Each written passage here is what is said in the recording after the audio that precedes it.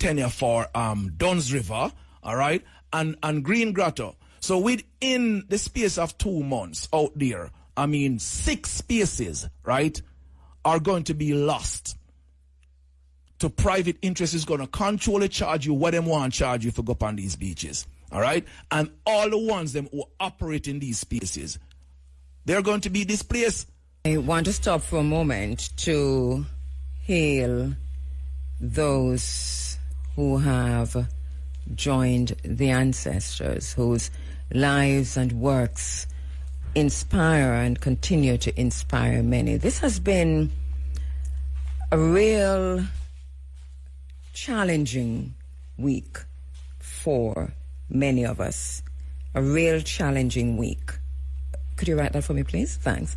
This has been a real challenging week for many of us on the island, and especially for those of us within the Pan-African community. And I still find myself in a tailspin. My head is in a tailspin, more or less, just trying to come to terms for those who are still here, those who remain. So many of our loved ones in the last 7 days have transcended. Some you know, some you do not know. And I've never really seen anything like this or experienced anything like this. And so that every day I was getting news of another loved one who had transcended, and it really knocked me for 6 and then some, just trying to grasp what was happening in the last 2 weeks. So I want to hail those who've joined the ancestors, and just to stop for a minute to pay tribute and to say, may their journey into the Ipet Isut be peaceful. Shemhotep.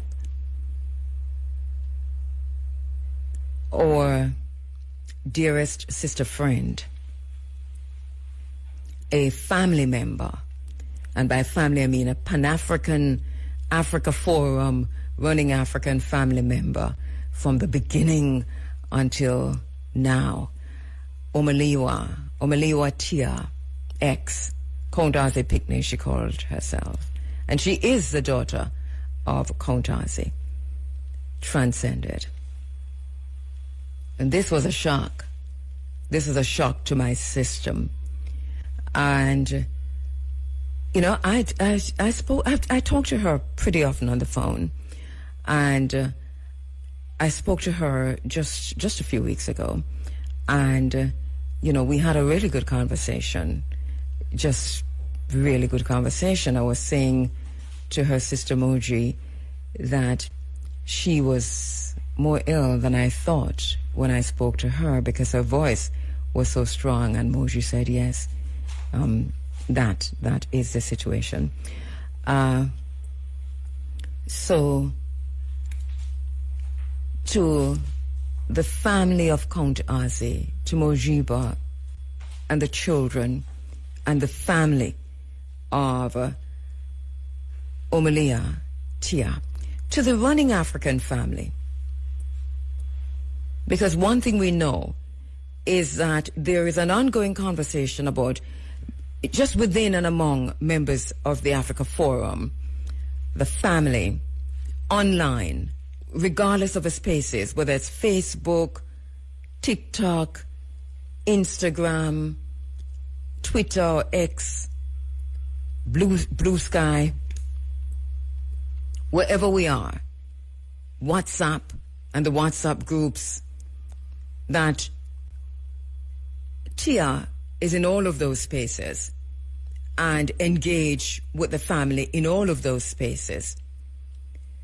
And over time, she has represented us so well in all of those spaces that I said to her over time, just go right ahead and represent. I love her. I know she's a genuine sister. She's been that, sister and more. Last time we interviewed her, It was when I was sitting in for Muta Baruka, and it was a Wednesday night. She came in with the family, and I think Moji was in studio too. Yeah, Moji was there, and the children, two of the children. And we were talking about her father, Count Ozzy. It was tribute to Count Ozzy about their father. And both Moji and Tia were in studio. That's the last time I interviewed her. But I have been in constant contact with her. So that when my phone rang last week and her name came up, I answered. I said, "How are you, my beautiful, gorgeous, beautiful sister?" And the person said, "No, this is Moji Kabu." It didn't mean any. It didn't ring a bell. It didn't because I'm looking at the phone and I'm seeing Tia, and I'm saying, "Yes, Tia, I'm seeing you. I'm seeing your beautiful picture on your screen." And this is why I'm all, I'm saying all the things I'm saying. And then Moji said, "No, it's Moji. It's Moji Kabu. It's Moji." And it kind of hit me. Then I said, "Moji," and from then, she had Moji, my heart, my sister, because, she cried just telling me all of this. She broke down, and I was in shock. I was in total shock. Not much I could say. I couldn't find anything to say, but after a while, we did find, our deepest spiritual selves, and were able to talk a bit. I want to virtually to send a hug to you, Mojiba, and to the family, Count Ozzy Pickney, them, all of them, just to hug you. I know that Tia was a glue that held the family together. I know that she loved her family. We've had many, many, many conversations. And so, to the family of Count Ozzy, to all of Count Ozzy Pickney, to the running African family, to the Pan-African family, Tia meant so much to us, and I suppose we'll have other conversations about her and what she's achieved over her life. We'll talk to her sisters, Moji, and her family once they're able to do that. But we miss her from the space. There's never a Sunday morning when she, as long as she's okay, she comes on to say, "Kabu, I'm here. I'm in the space. Omaliwa Tia X." That's her name. And this morning I took a while to post that we were coming on air, because I just didn't want to face the, that all of that. So to the family once again, my heart to you, my heart to you, my heart to you. This one. Yeah. And the very same day that I got that call, the very same day, I got a text message from my brother, Iwa. And when I listened, it was Pele's voice, and that's Mother Fire's son. And it was Pele saying that Mama Fire had transcended. And that was the very same day. It was and in short order, So to Mama Fire, and Mama Fire, a mother in this space, an empress in this space who has done a woman's work in terms of Nyabingi. Understanding Nyabingi, understanding that Nyabingi is a woman. Nyabingi is a woman, a Bantu woman. This Mama Fire understood, and so that in all that she did, she lifted Empress Menin, and she lifted women, and this was her life's work. I am sure, because she'd already asked me, that this morning we would be interviewing Mama Fire about the Adwa Nyabingi. We already spoke about it. I knew she was going to be on this morning. That was already confirmed. And for me, it is also a really great loss, but we understand the journey. Mama Fire was ill for a period. It was a short period from the time we heard until the time she transcended, but we have been in constant communication with her. I have also spoken to Father Fire. And Father Fire is scheduled to be on in this space this morning. We spoke to him earlier this morning. Also, Pele is scheduled to be on, but we can't get you back online, Father Fire. We're not getting you, Pele. So if you're listening, Father Fire, let us know. We dialed you this morning. We spoke to you this morning. Father Fire himself has been ill for a while. As you know, we've spoken to them many, many times in this space. So he himself is battling illness. I spoke to him last week. His voice was pretty strong, but I know that you too, Father Fire, battling illness.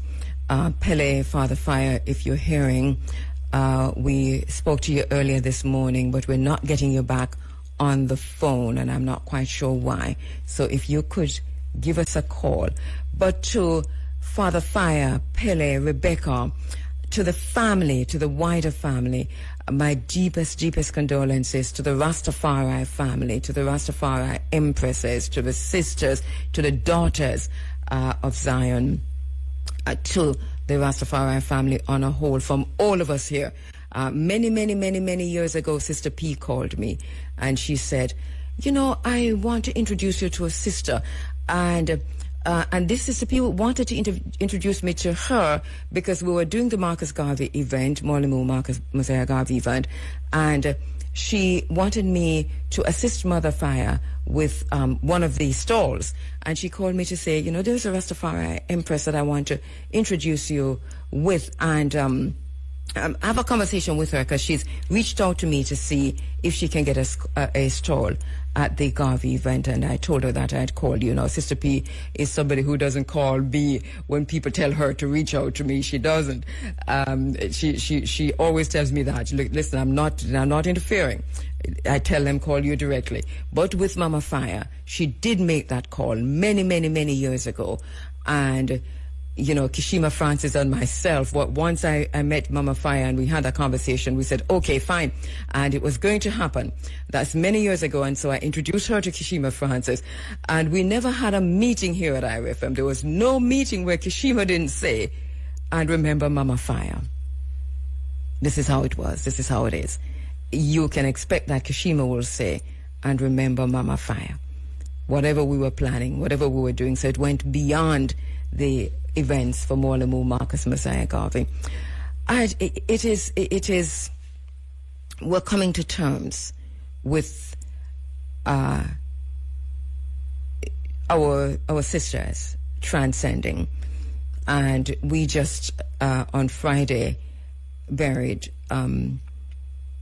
Nana Velma Pollard. Once again, my heart and a virtual hug, a really big one, to Nana Erna Bradba and to the Bradba family and the Pollard family and to the literary family here on the island and globally to the University of the West Indies and the poets across the world and the literary Rastafari family. Dread Voice, Dread Talk was written by Nana Velma Pollard, to the family in Woodside, in St. Mary and Rock Spring.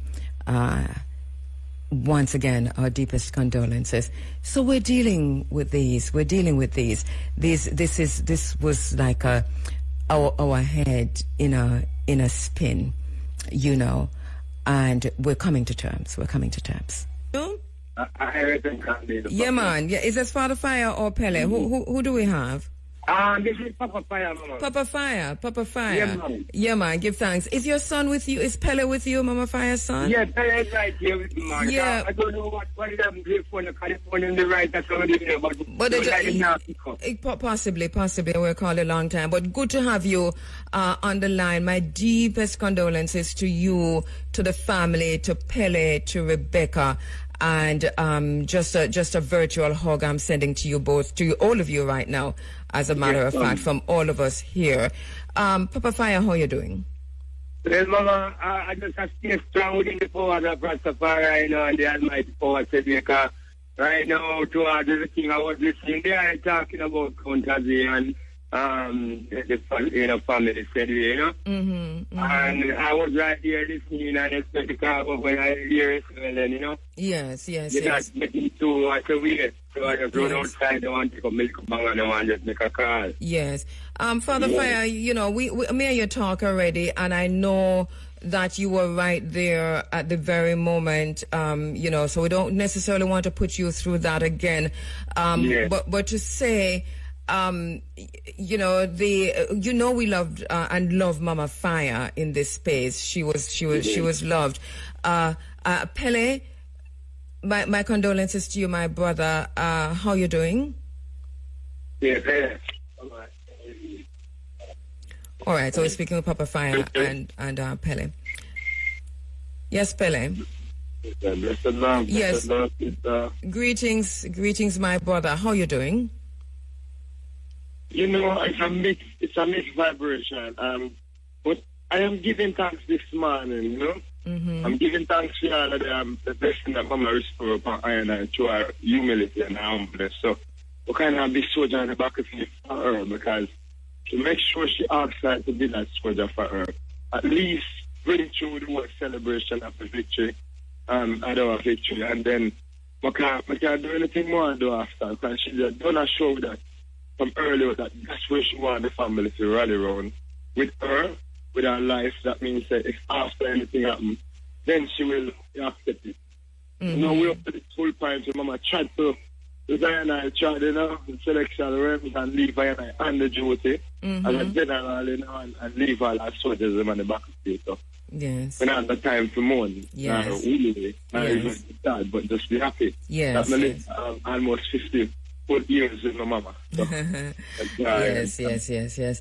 And I know, and I hear you talk about what she wanted, and you're so right about that, because we had already spoken. She told me long time. She said, "Listen, the Adwa celebrations coming up. We're going to have it, and you know, we as usual we need some time on the program. The time was always hers to have. I know she would have been on this morning. So I hear you saying that these plans are still going ahead. Talk to me about that." Yeah, man, most definitely the Rastafari family in tune ticket was bought already from Chile and all over. So we're going in strong, you know. Mama tried to Zion, so we know say the Zion I tried to maintain. The Zion I tried where Mama maintain is an ancient story from when man, just simple man, you know, and we all carry a piece of wood on the fire and burn. So Wednesday night coming, which is the 26th, we hope we have that bonfire vibration, you know, they call it candlelight setting, but I and Rastafari, and we deal with that ancient set, we are maintaining. So I want to put a piece of wood in the fire, and just like I want to light a candle, we hold that vibrational push and go into where Mama love, you see. And that is on Wednesday. Yes, and on the Thursday, you know, there's an interlude where man can get themselves together, and then the Friday is a tribute day where Mama is organized up and say, bring in some strength so that it'll become a pressure on her, because she is too much drain the family, and she has to boy victory was celebrating her, except that the unity, the wider family she expect to come in. And she started said that from earlier to the night being that everyone just come in with strength and see how we can celebrate in a full way without the pressuring on anyone individual, you know. So yeah, Friday in the day from 12 o'clock till midnight would be that rally. Tribute one, bringing in a tribute one and things like that to the microphone, and we can record those historical vibrations going in.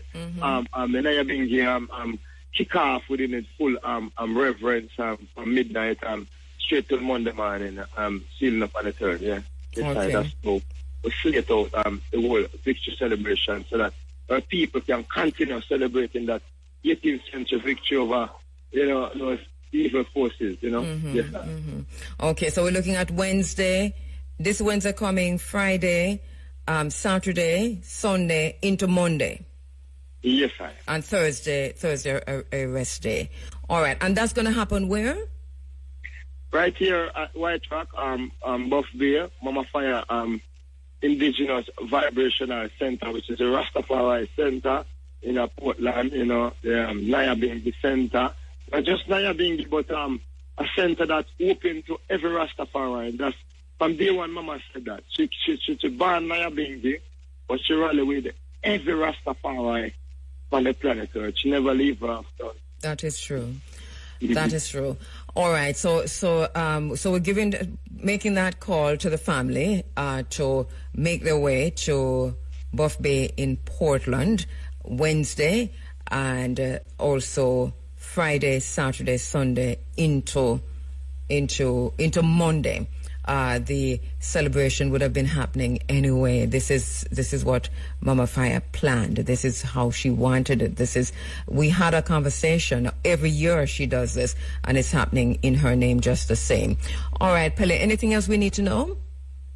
Yeah, man. And so I'm just asking all Rastafari who know that ancient tribe, Mama tribe, I like a 3-generational tribe, because I am doing the 3rd generation. But overstanding Rastafari is always in need of things. But we always work it out with each other, because a man carry a coconut, a man carry a breadfruit. Someone carry something, and those who have cash always try for food coming in them way. And we go through in our island way that we not have to be some people will look like we not have nothing. So I think that I reach out to the community, remember that anciency that Rastafari African people pull away. We put them something on the table, and the whole we go for something, and the whole we being fed. So we hope that vibration can push, and we go through Isla full, and then we know that it's a time where we have to establish some date to when we are going to leave Mama to rest here and where in a power. And so we consider it as family, say, coming up to the 23rd, that'll be a Isla vibration. And so we'll have one day before the 23rd that we have a break, and one day that we have that grand celebration before when we want to say goodbye, before we go to the graveside. So that day would have be the Friday, and then the Saturday it'll be the 22nd, right? So that day would have be off. Mr. Isis Miller urged strong that too. And so we hope that we can. No, I think that's Sister Misty Earthstrong. Sorry, Sister Isis. Yes, Sister Misty Earthstrong. So we hope that day would have be in between where everyone rests up and thing, and then the Sunday, the 23rd, we'll lay her to rest, and them Iowa would have the forward in and ready for to the ceremony with the Ethiopian Orthodox. All right, so we'll hear much more along the way as the plans flesh themselves out.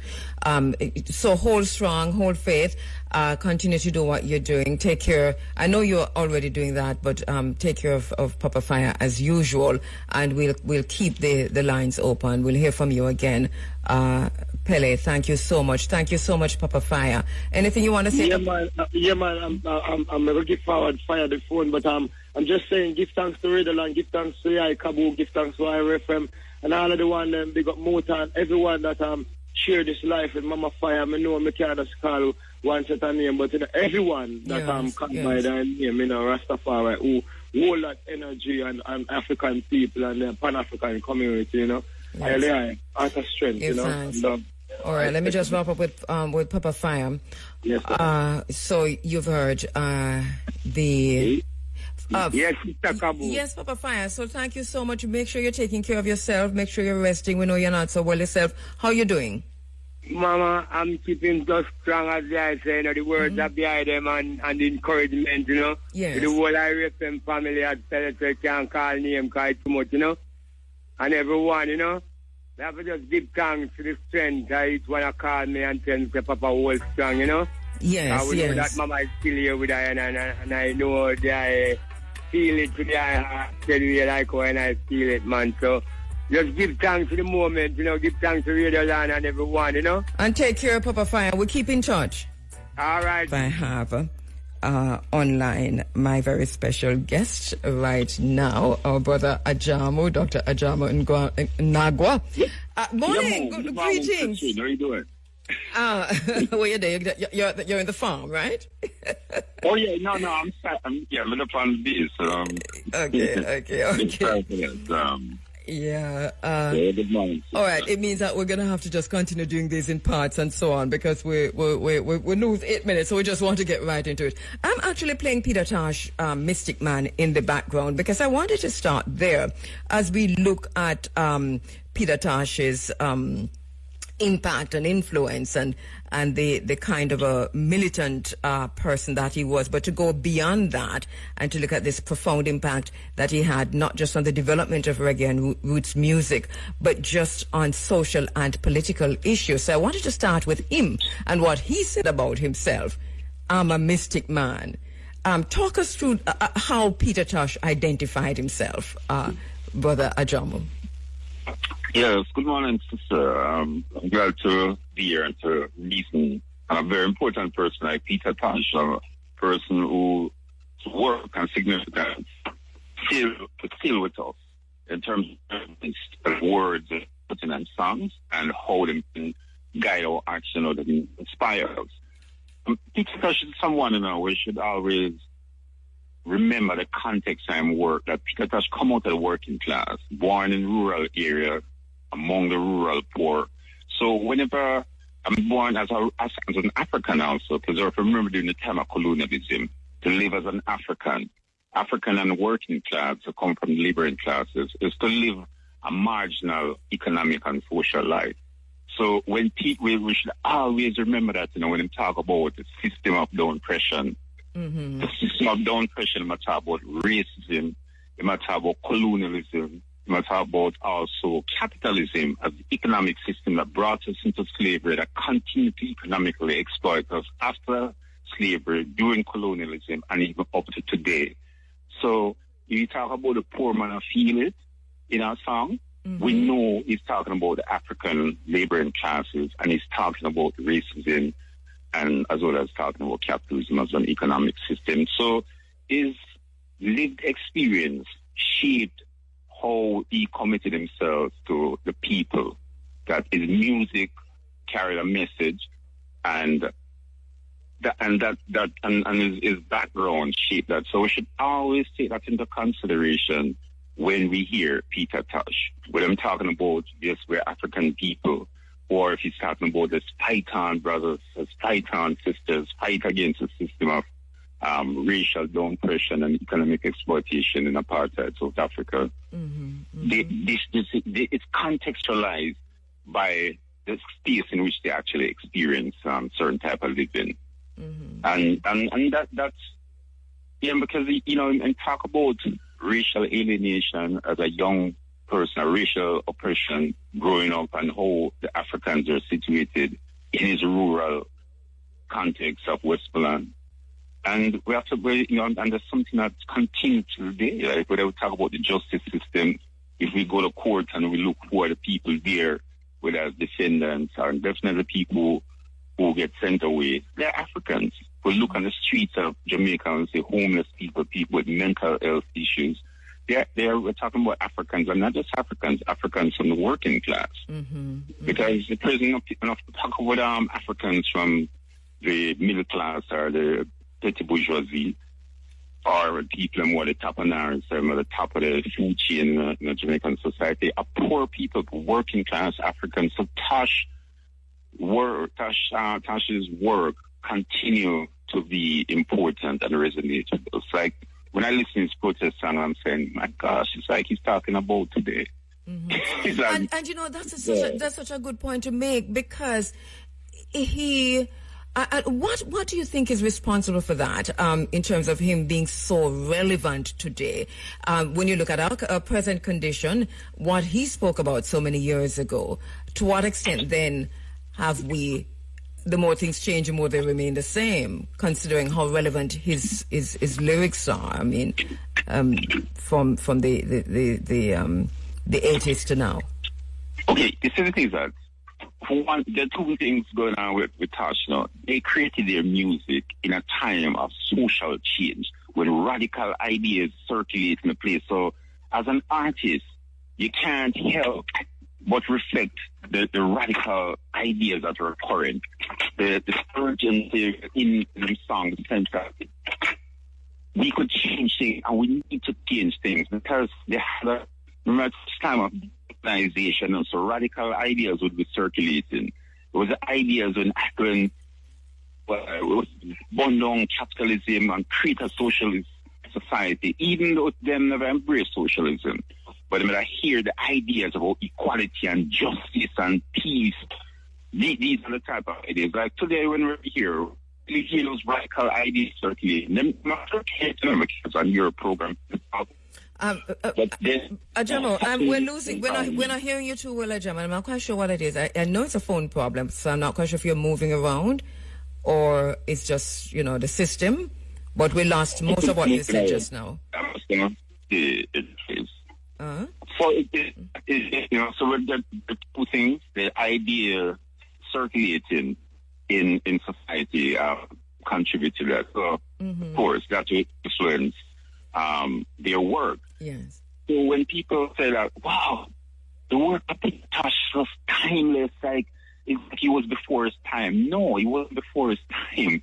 The same system that he was criticizing in the 60s, 70s, and 80s is the same system around. So it's not like he was talking for his time, because it's the same system or person else. That is why it's relevant. So whenever you hear people say, oh, Peter Radnick came before his time, Bob Marley came before his time, Peter Tosh came before his time.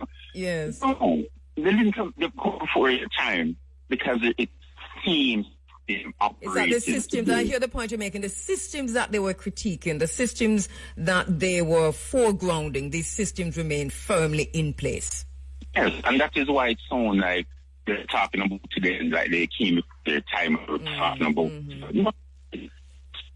things we're experiencing. But for some reason, people like to put forward that reasoning that great contributions to the struggle came before the time. No, I don't know why we need to know, but that is. But I thank you. I thank you for bringing that to the fore, because I'm sure that a lot of people listening to this are saying, I am guilty of this. I'm guilty of this. But it's a very good point you make, that before we say people come before their time, stop for a minute to look at what it is that they were critiquing, what it is that we're talking about, what it is that was of significant social commentary, if you will, and to see if these systems remain in place. Because if that is the case, then we are within the time and probably behind our time if we ourselves are not critiquing.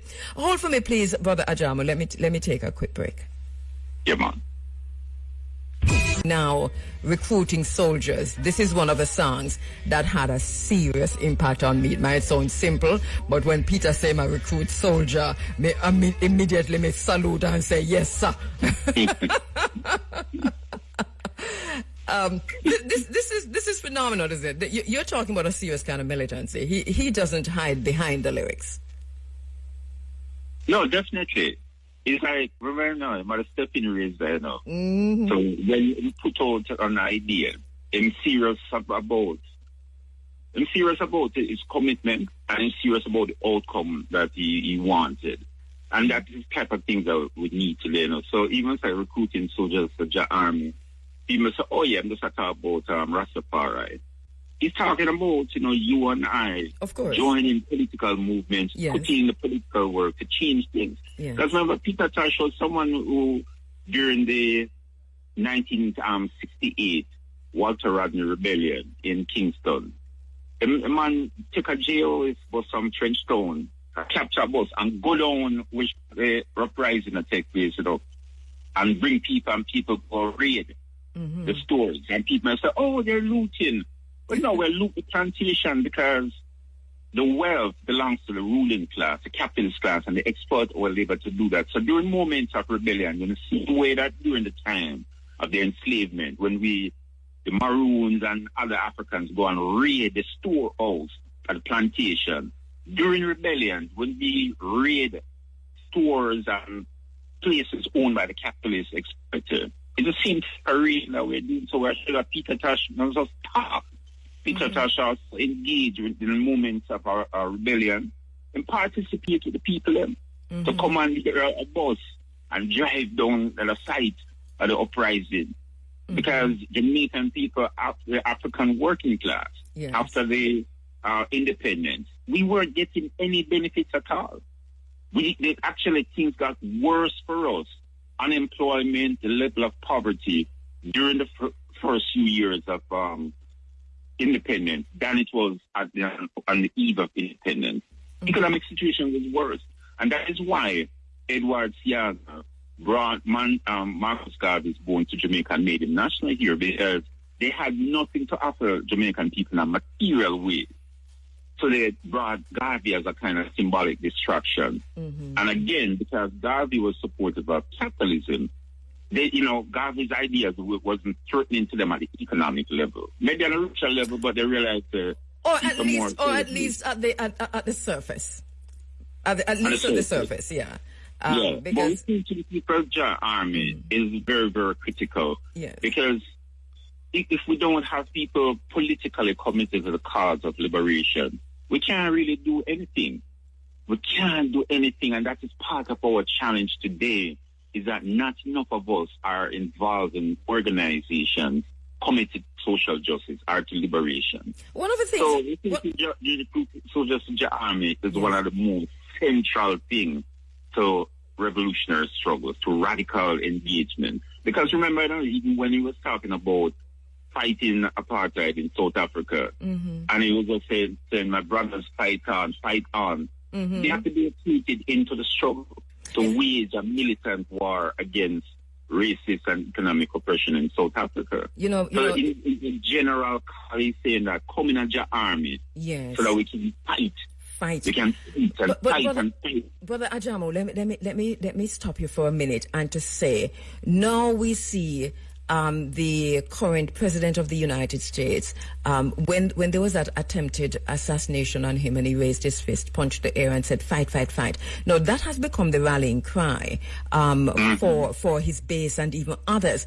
Now that he's also turned, as you talk about Peter Tosh, fight against apartheid, but as you look in South Africa, he is now turned his attention to South Africa and is rewarding those who were part of that apartheid system, even providing refuge for them while kicking out other Africans like the Congolese and the Haitians and so many others. But at the same time saying, we will give you refuge as Afrikaans if you feel that you are oppressed in South Africa. Isn't this phenomenal even within the context of Peter Tosh and this idea of fight on? No, absolutely. Because remember, I have 2 songs about apartheid, and both of them are encouraging a certain militancy that is necessary to move a struggle forward. So what we see Trump doing is something that they will do because they're in solidarity with each other.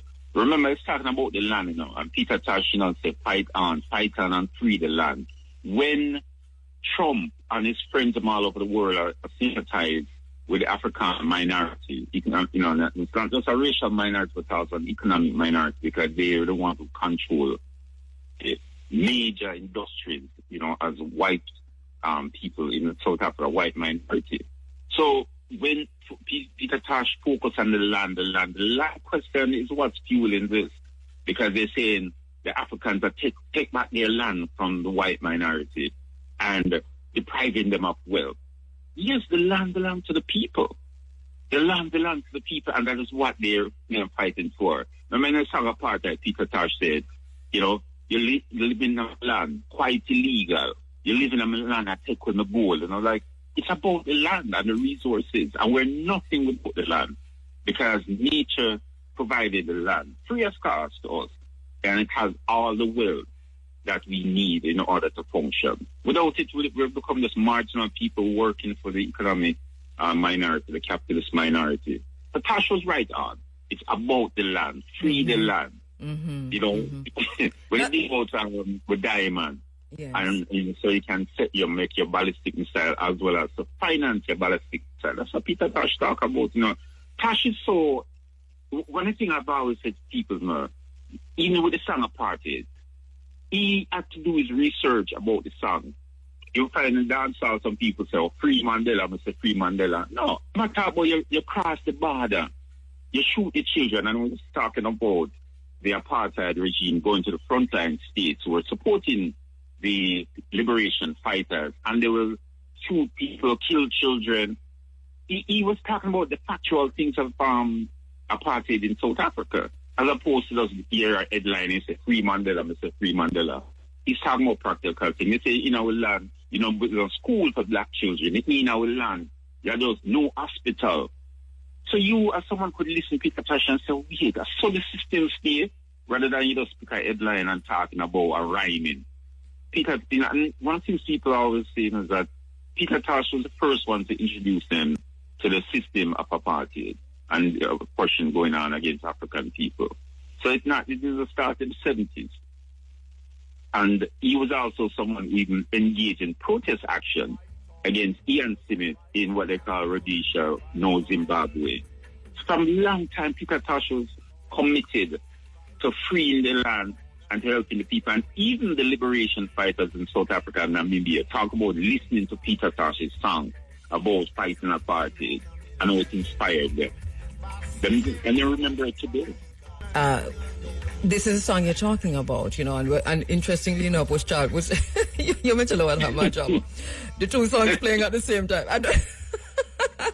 No, Peter Tosh is easy, I'm going to blame Peter because let me tell you what happened. I'm playing a party. The two songs playing at the same time, though. And I don't even know how it happened on this one song may I play. But anyway, right. So it is what it is. It's the isness of things. Well, because we're completely out of time, I want to quickly touch before we go. People love talk about enduring legacy, but I need to ask it about Peter and your thinking on what is Tosh's enduring legacy and how can his music continue to inspire and to educate listeners, but also to say that there is even for new generations of musicians and activists and fans, what lessons can be drawn from Peter as we look to make this change that we're talking about. One of the letters is just the continued and the consistent commitment to the struggle, and it's reflected in his songs. Remember, during the time, we're not fearful of nuclear war is going to end it. But he had a song and say, we don't want no nuclear war. Because nuclear war, it won't take us far. And he might talk about factual things in it. So much so that worldwide people recognize him. He might talk about the type of missiles that the Soviet Union had at the time, or the type of nuclear missiles that America had. He was very committed to that. When you talk about the day the dollar died, there will be no more oppression. The day the dollar died, it will be so sweet. And they were talking about de-dollarization so that we can remove the influence that America has over the world economy because we're using its currency.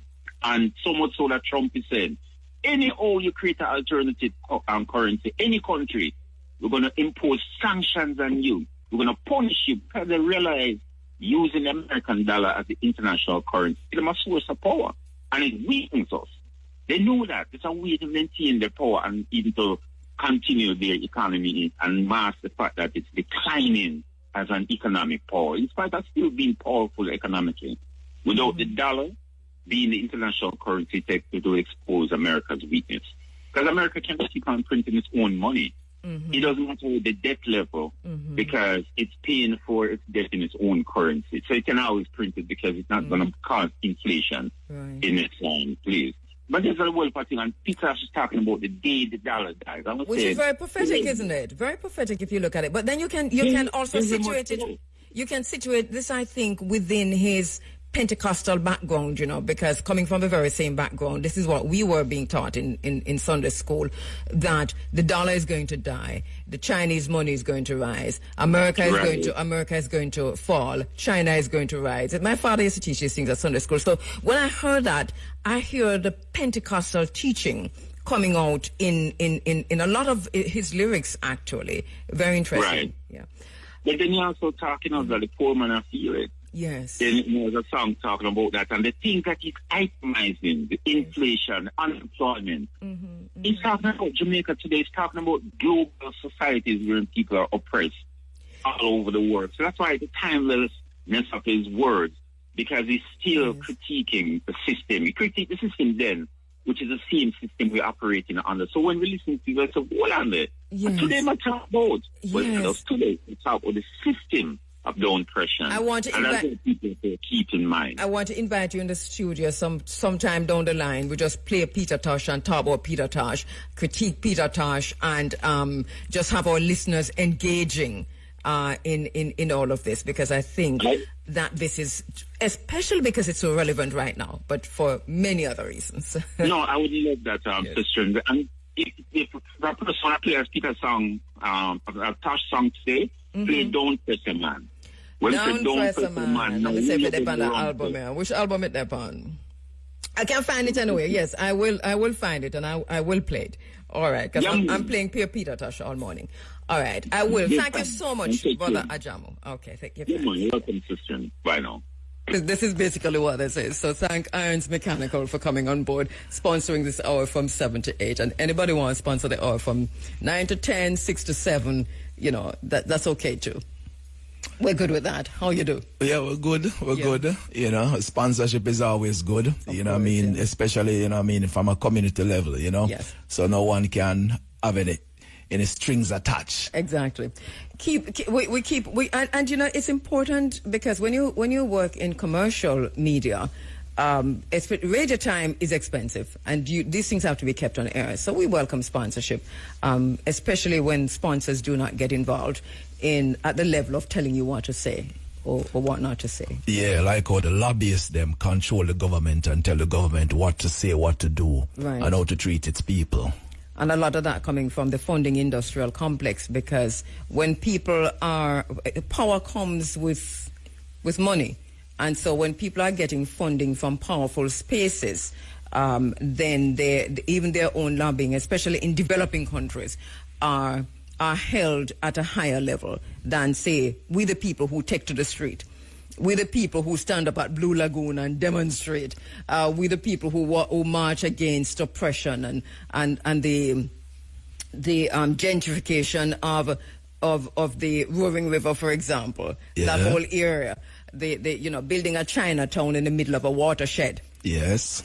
So we the people find ourselves more and more powerless. And the interesting thing is that we're seeing this across the globe. Some serious numbers are marching against Israel's genocide in Palestine. We're talking about millions of people, and there is no change. What do you think is happening here? Yeah, it's an observation, all right, that the mobilization of the people, right, is happening, but there is not the depth of organization, right, and the linkages across groups that are facing these similar system of oppressions, right, whether they may be sitting in the Caribbean, in North America, within Africa and the Middle East. I think all of these ones now, all of us need to start coming together. So we pressure the system, not only at the site, right, where the oppression is happening, but also other spaces. And, the good example of that, is how apartheid crumbled, right? That, the fight was not only won on the ground. The ground was an important battle, and all the warriors them ran at the front line. But the pressure of the system. How did we win that? Okay, you win the war but lose a battle, or you win the battle but lose a war. Anyway, because if you look at South Africa now, the apartheid party is back in power.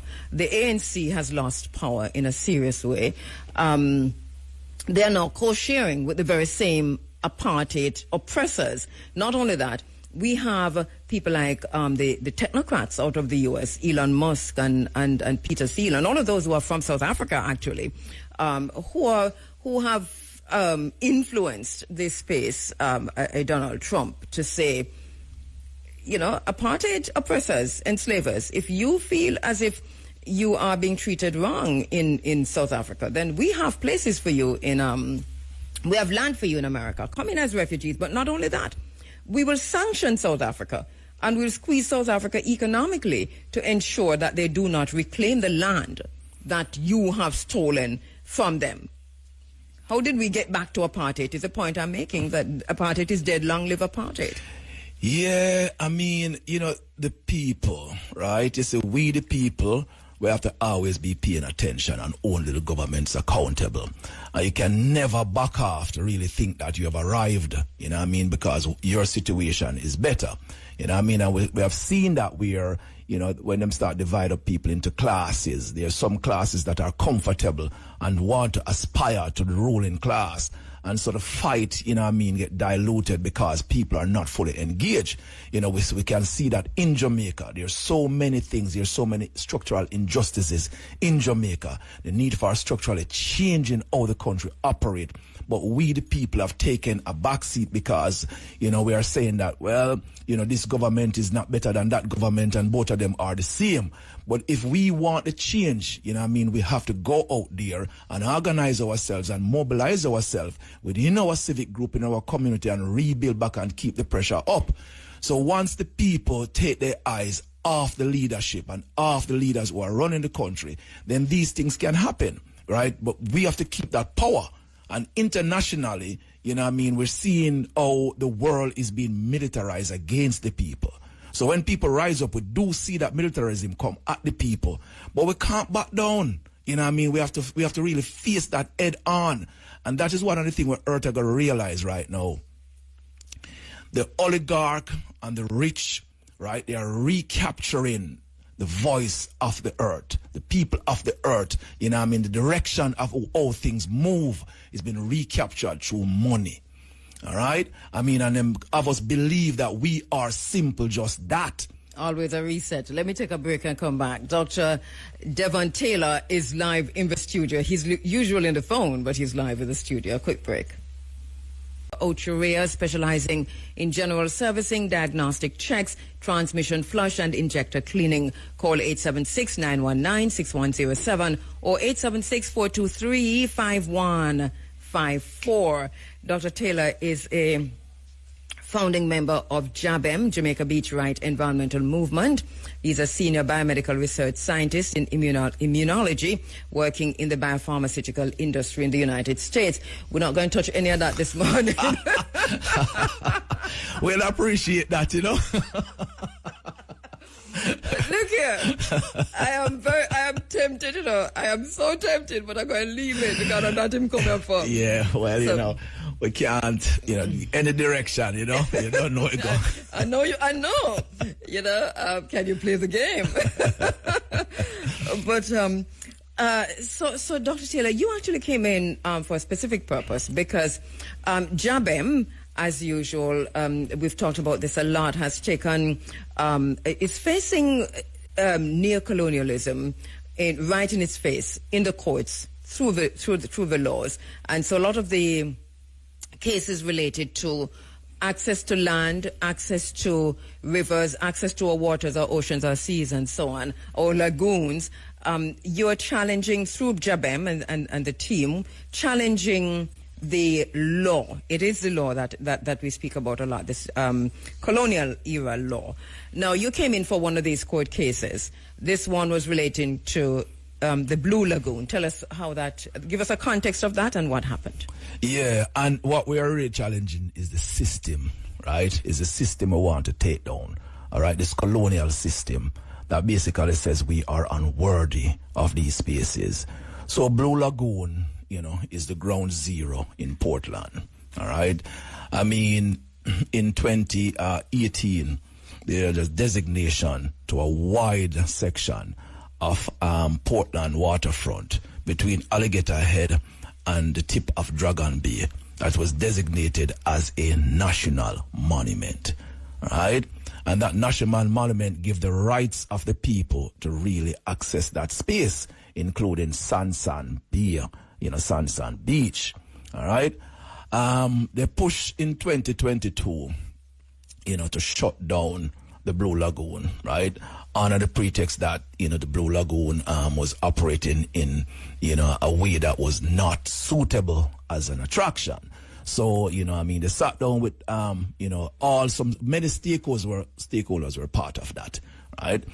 And what should have happened within 6 months, the Blue Lagoon should have been reopened. And, the brethren them in the Blue Lagoon Alliance of the Sea, an economic group that operates in the space, lots of rafting, craft work, there's also a fishing beach inside there, all kinds of things these youths doing to feed their family, right, in and around, Fairy Hill, Drapers, Zion Hill, all the way up to Manchilid, Port Antonio, the community use the space, depend on the space for their livelihood. Jamaica use the space, recreation, spiritual practices in the space, right? All, what we do in terms of the cultural heritage of the country, right? That is one of the grounds on which the monument was designated, and it was shut down. We watched the thing over close to a year and see that they had no intention in opening the space.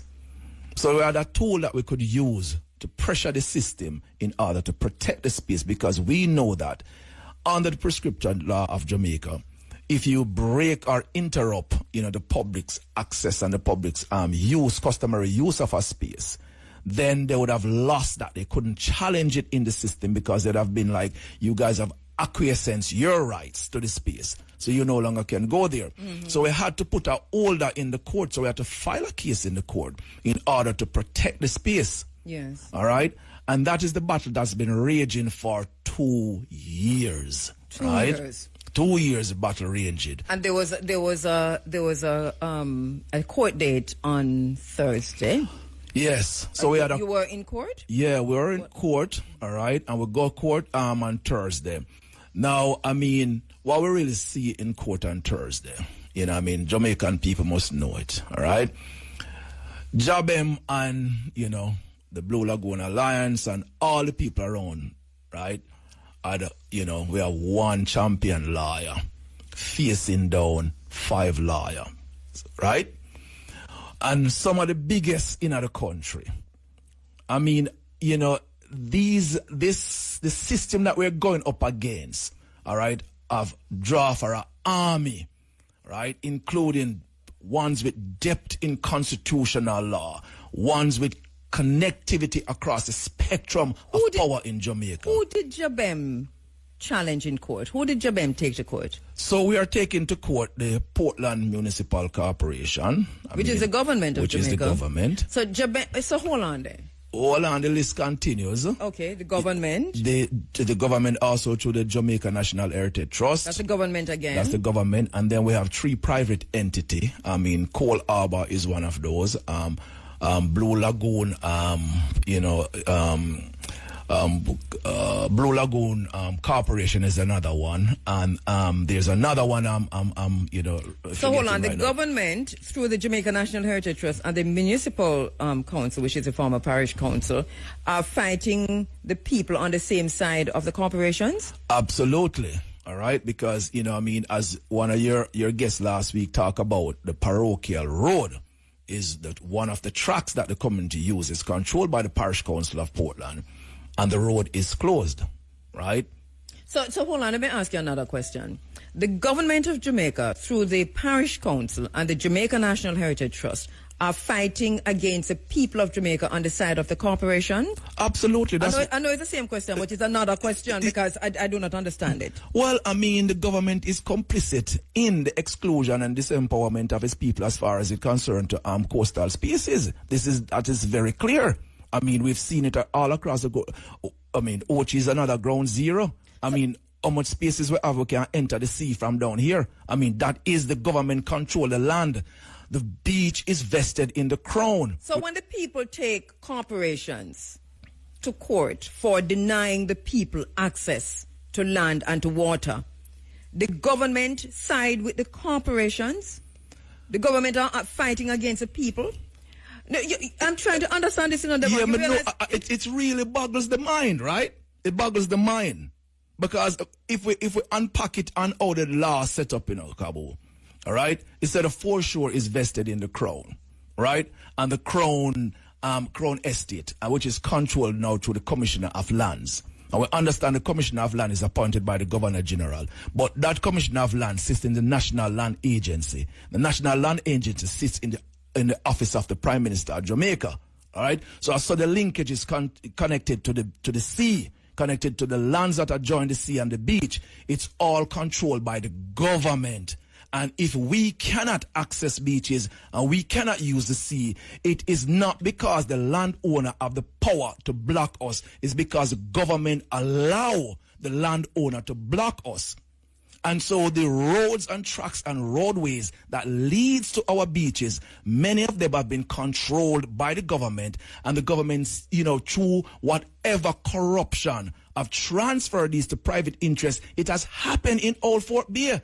Old Fort Beer, the parochial road that leads to the sea, that is no longer a parochial road controlled by the parish council of St. Anne, is now controlled by the Old Fort Beer. Mommy Beer North, that sits right next door to Rio Hotel down there, at a parochial road through Sydney Beach and all of the ones them in around Steertown and St. Anne know it, that leads to the sea. That's no longer a parochial road, right? That's a road controlled by Mommy Beer elites. Now the same thing is going on in Portland. The parochial road that leads to the Blue Lagoon is now under the threat of privatization. So we have seen the model existing in St. Anne, and they're exporting that model into Portland to shut down the parochial road and lock out the people. Trust me, Jamaica, that is what's going on. And the government don't stand up and say, that can't go on. The government always side with these people. That's what we're fighting against. The system of oppression. What is the definition of government? Let me ask AI. May I ask Meta AI? What is define government? No, but if I talk to AI, good, because AI will cost me off definition of government. I do not understand it. That means so this whole thing, democracy, is a scam, because them say we the people for the people by the people. So it's a bigger scam. It is a scam, right. All right, but we cannot sit down and allow this to continue. This is the definition: the organization, machinery, or agency through which a political unit exercises its authority, controls its affairs, and provides public services. So, it's for them authority, it's for them affair, and it's for them public service. So we don't have nothing to do with that. We the people who they depend on to vote them in, and there's another election coming up in short order. We are not considered part of government. We're not. By definition, we're supposed to be, but in practice, and it's a business of thing, we're not. All right. So, what is a court case? What is it? Help us to understand the case that was brought. Yes. What's the statement? So it's a case that was brought to say there are several tracks and roadways that leads to the Blue Lagoon and the fishing beach, right? That the public have been using for a minimum of 20 years. The community have been using it for more than 50 years. When we, do our work there on the ground.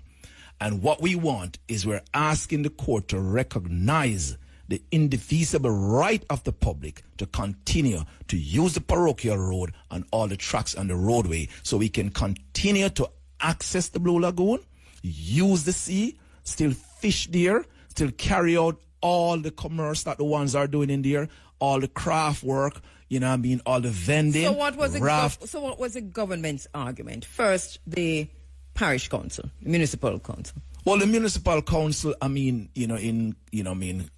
collusion with all the stakeholders. They had a lawyer. There was a lawyer for the municipal council. Government lawyers in there. Yes. The parish. Who were the lawyers representing the government? I don't know their names, right? But because remember, this is public knowledge. Because hold on.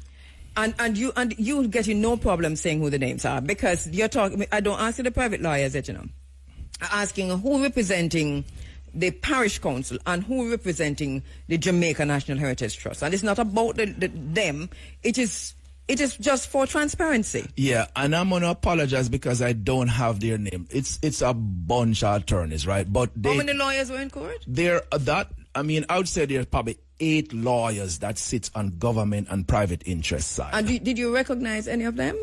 Yes, I do. You don't want to say who they were? I can say it as long as it's okay to say that. What would be? What's your reticence? No, Jamaica is everything they run for defamation and calling up them name and all kinds of things. All right. Defamation and that.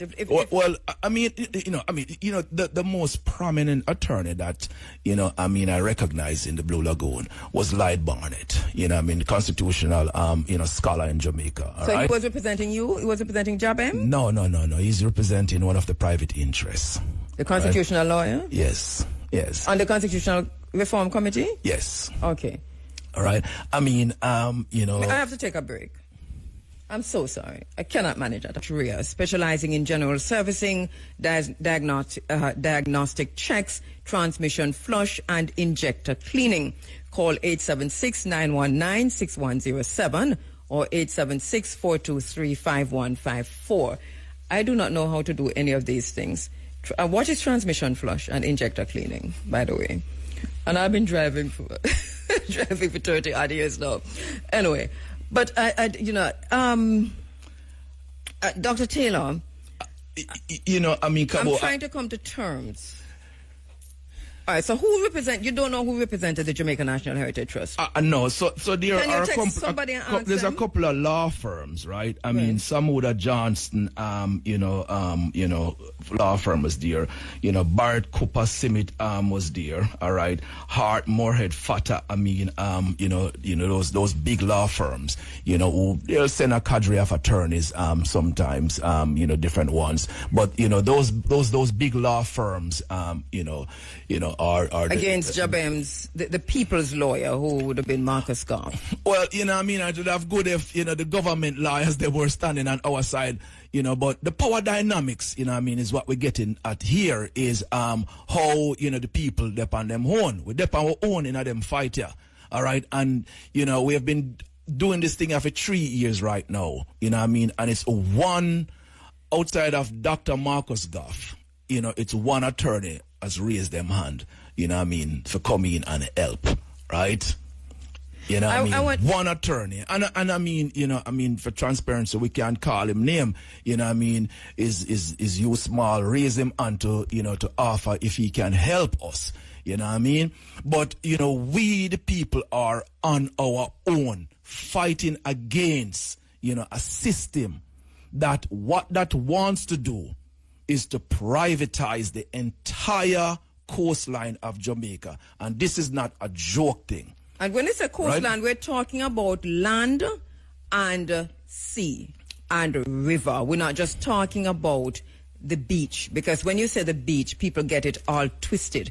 We're talking about land, and we're talking about the ocean, we're talking about the sea. So you're talking about the fish where you get out of the water. You're talking about your ability to access the land that, or for security reasons, we don't even have access to the coastline. So even when you get to the point of recreation, obviously it's a big point. But before that, survival, it comes first, doesn't it? Survival, man. Our communities depend on these spaces. You know what I mean? Yesterday we had a meeting up in Steertown, and two of my elders who are over 75-year-old who, you know, have been blocked from fishing in Mammoth Bay Beach. You know, and we just sit there talking about the stories, right? And sharing our grief by we can look at the sea and we cannot go there. Their entire economic livelihood have been shut down for over 3 years. We don't have a rich friend who own a helicopter. We just drop. I keep saying this, no.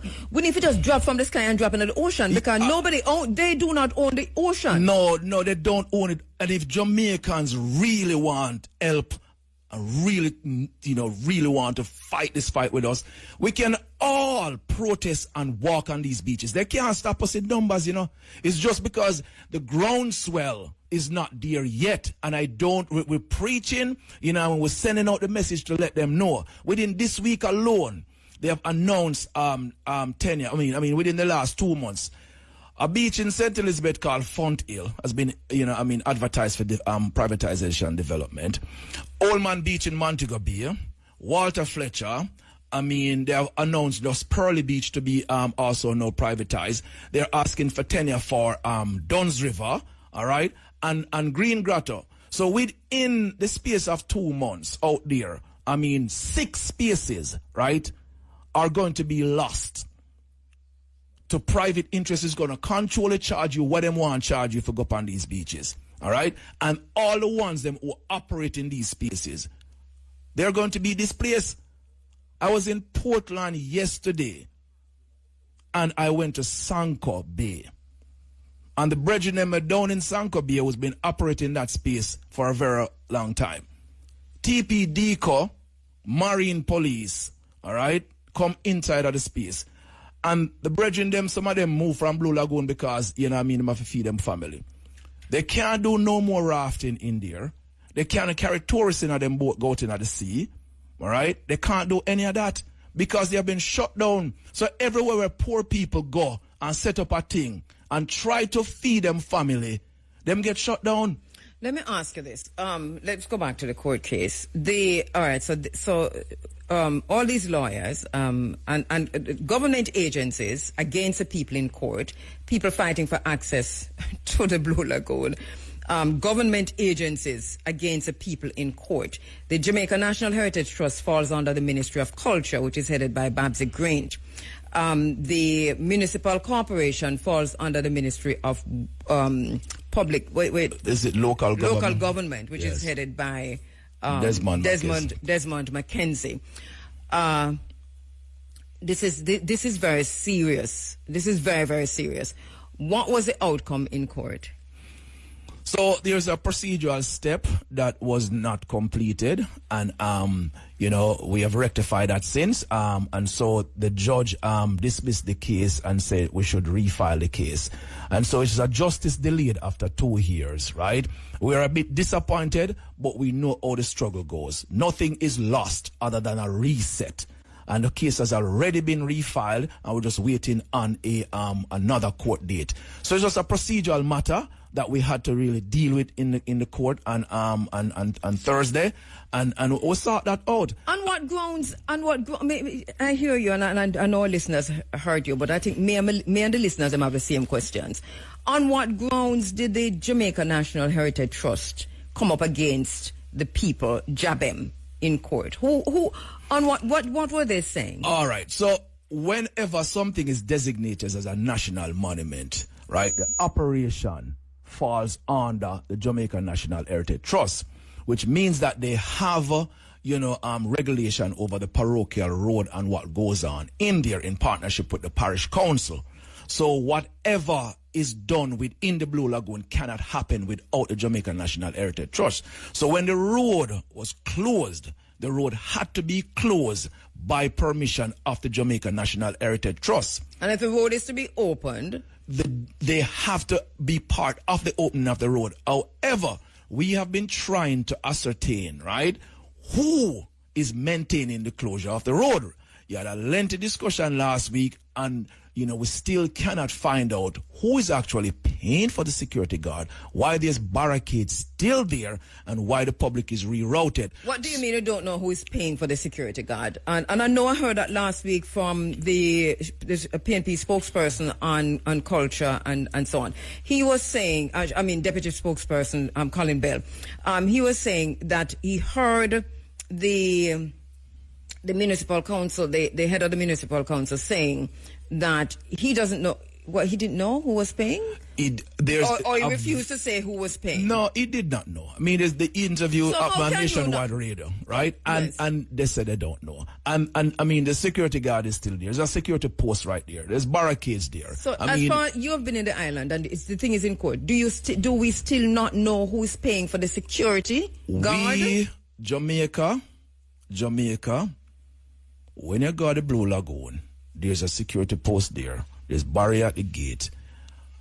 We, JABEM, the Blue Lagoon Alliance, all the people in and around Fairy Hill, Zion Hill, Drapers, you name it, we do not know who is financing the security guards that hold that road hostage. That road that leads right into the Blue Lagoon. And if anybody knows who paying them, who's maintaining that, then they are free to send that information to info.jabem@gmail.com. All right? You can send us that information and we can act on it. Because Can you get this through Access to Information, through the Access to Information Act? No, Access to Information goes to private, goes to government. This is a private entity. We have written several ATI requests. But the road, at least to say, the parochial road is still government road. It's still government road, right? And we have written. Is the security guard on the because we go out there, so we answer the question when we know the answer to, but our listeners need to know. The security guards are placed on the parochial road. They are blocking the parochial road. Yes. Right, which is government road, which is parish council road, Yes. municipal council. Yes. So this is why access to information has to kick in, because the parish council knows. Yeah, we're drilling down, Kabu. We're drilling down. We have written to. The last one came in from, I think,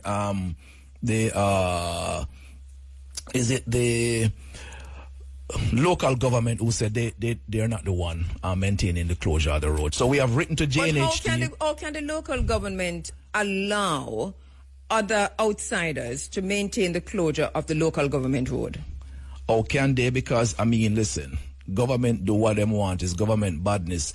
I mean, they are hiding behind something that we are trying to understand.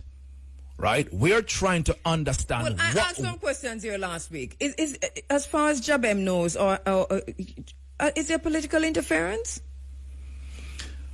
I mean, is there political interference? Interference. What is not possible in this country? I mean, what is it not possible? How you close parochial road, right, without, the political class knowing about it? As I mentioned, all folk be locked down, man be a road locked down. I mean, those were parochial road. That road had to be transferred to whatever association that sets itself up in those spaces. They have homeowners association that are constructed where all these parochial roads are that leads, to the sea. So therefore, we're talking about political class must be involved when a road move from public to private. So it must be happening. If you ask clearly, it is happening. Now, who is responsible for it? I don't know, and I'm not going to call any names because we don't have hard evidence on it. But it cannot happen. It cannot happen without the political class involvement, and it cannot happen without, the bourgeoisie, the oligarchs, the rich and the wealthy want it to happen, because clearly the people of Jamaica do not want that. So it's the whole power of the coastline is getting out of the hands of the Jamaican people. And I want the country to know that if this space around the coastline of Jamaica constitute, 35% of the economy of the country, and over 50% of the foreign exchanges is around the coast, then the wealth of the nation, as far as how the economy of Jamaica is constructed right now, sits on the coastline, and we are not participating in it at its fullest. So the wealth is being transferred to the private entity, to private interests, and the government is facilitating that. That is why we are asking that the entire 494 miles around the country becomes public land, and that these lands are placed in trust, because once you sell the land, you give away the wealth of the country, and a big chunk of the economy is based in this space. So we're going back to the plantation system if we did ever left. And that is a question. Devon, I'm going to take a break, but I am really, really disheartened, and we don't know how much more disheartened we can be, that this particular issue, the Blue Lagoon, is such a stubborn issue, because they're obviously, the Jamaica National Heritage Trust must have some information. If not the Jamaica National Heritage Trust, then the Ministry of Culture, the Minister of Culture. This has been going on for so long that I think that the Minister of Culture and the Minister of Local Government, they've got an obligation to say to the people of Jamaica, the people of Portland and the people of Jamaica, what is happening at the Blue Lagoon, and why are they represented in court against the people? Are you sure they are represented against the people, or did they just turn up to? They are defendants. They are defendants. So we are the plaintiff, they are defendants, so they are against. Otherwise, those two government entities have the power. All right? Now, I could say this, that the Beach Control Act of 1956 gives the minister in charge the power to use the Commission of Police to take any lands that they see fit. The Commission of Police or the Commission of Lands? No. The Commission of Police? Listen to me, Kabu. This document, we're asking for the repeal and replacement of the document, because the document That document is militaristic. That document is colonial, is discriminatory. It concentrates power in only one individual. Hold that point, because when I come back, I want you to pick up to say what the document gives, the power that it gives to the Commissioner of Police. Let me take a quick break. 8 minutes to kind of put things in perspective. So the Beach Control Act is where we left off, where you said that this act gives enormous power to the minister with responsibility to engage the Commissioner of Police. Yes, and could clear any road to take any land in the interest of the public. And that has not been done.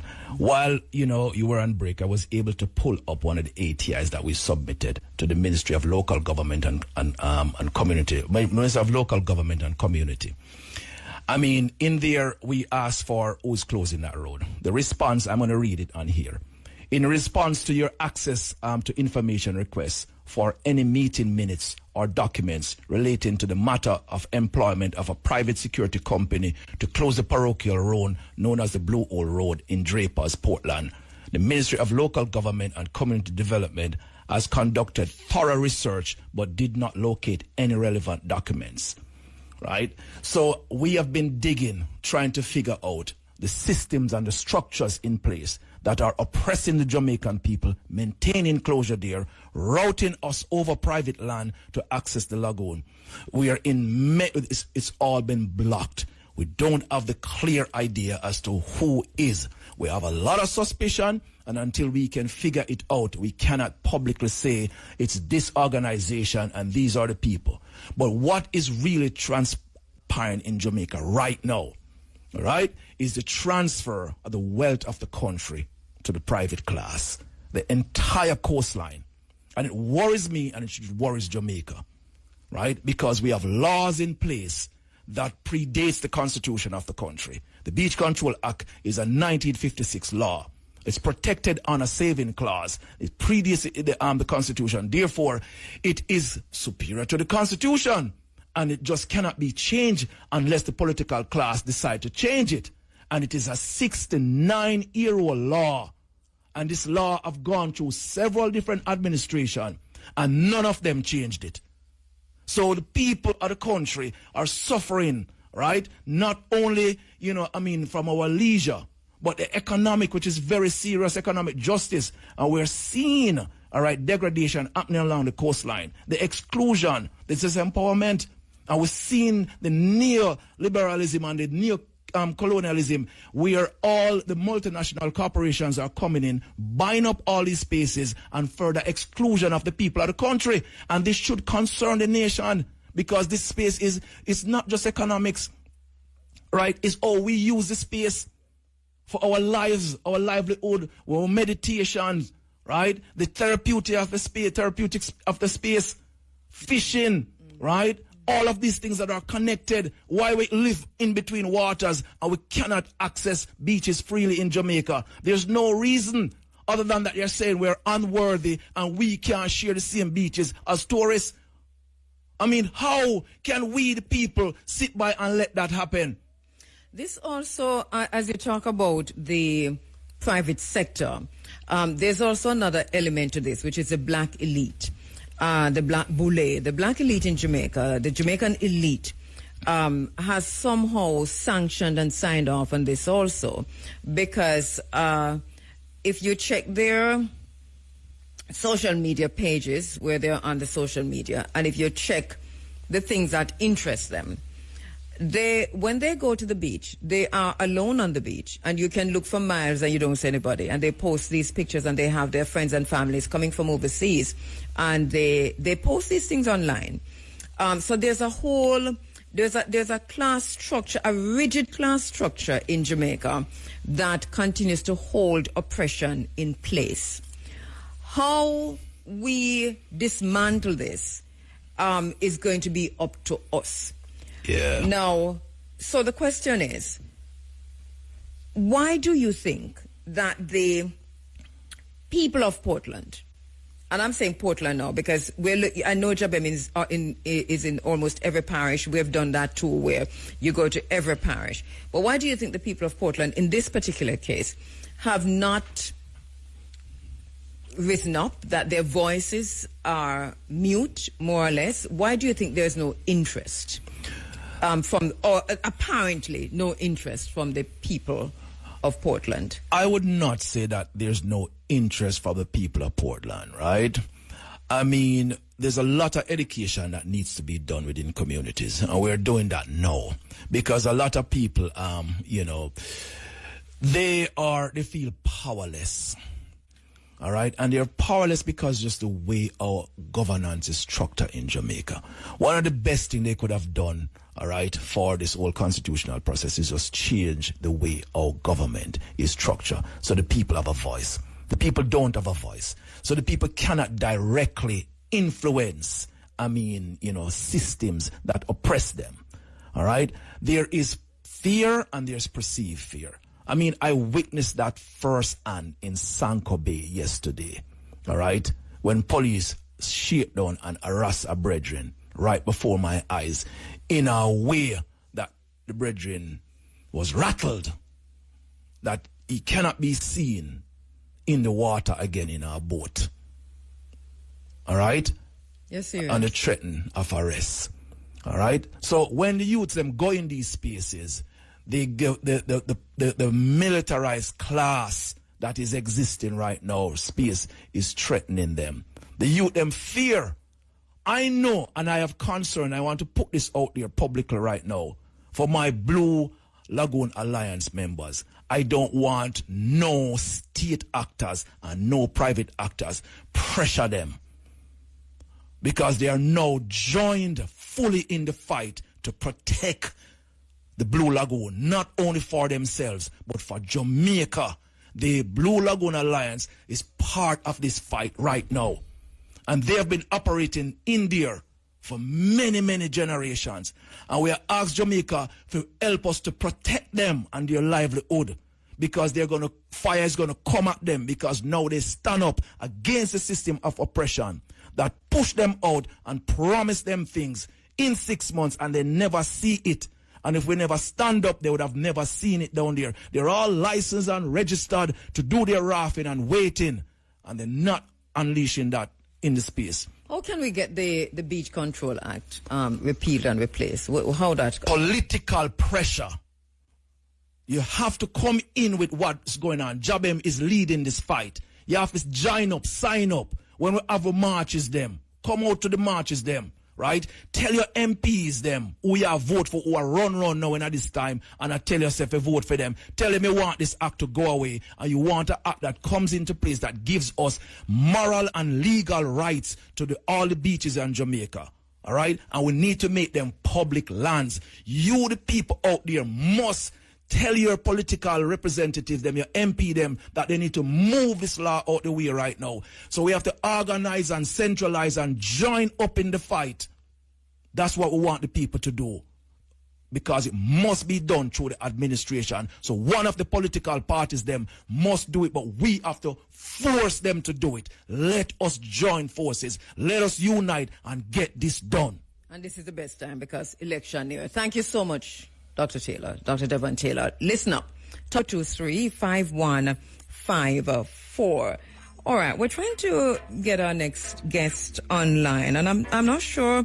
We're having just a little bit of issue, as we are wont to do.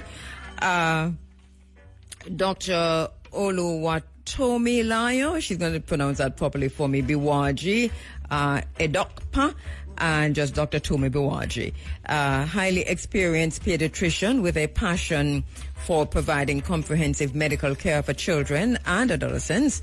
Having trained at the University of the West Indies, she holds a Bachelor of Medicine and a Bachelor of Surgery MBBS degree and a Doctor of Medicine in Pediatrics.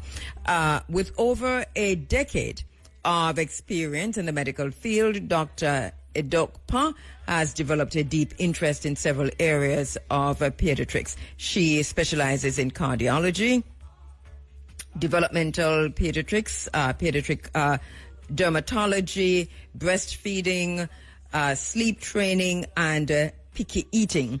Her services range from prenatal visits to delivery attendance, breastfeeding support, well child visits, sick child visits, etc., and so much more.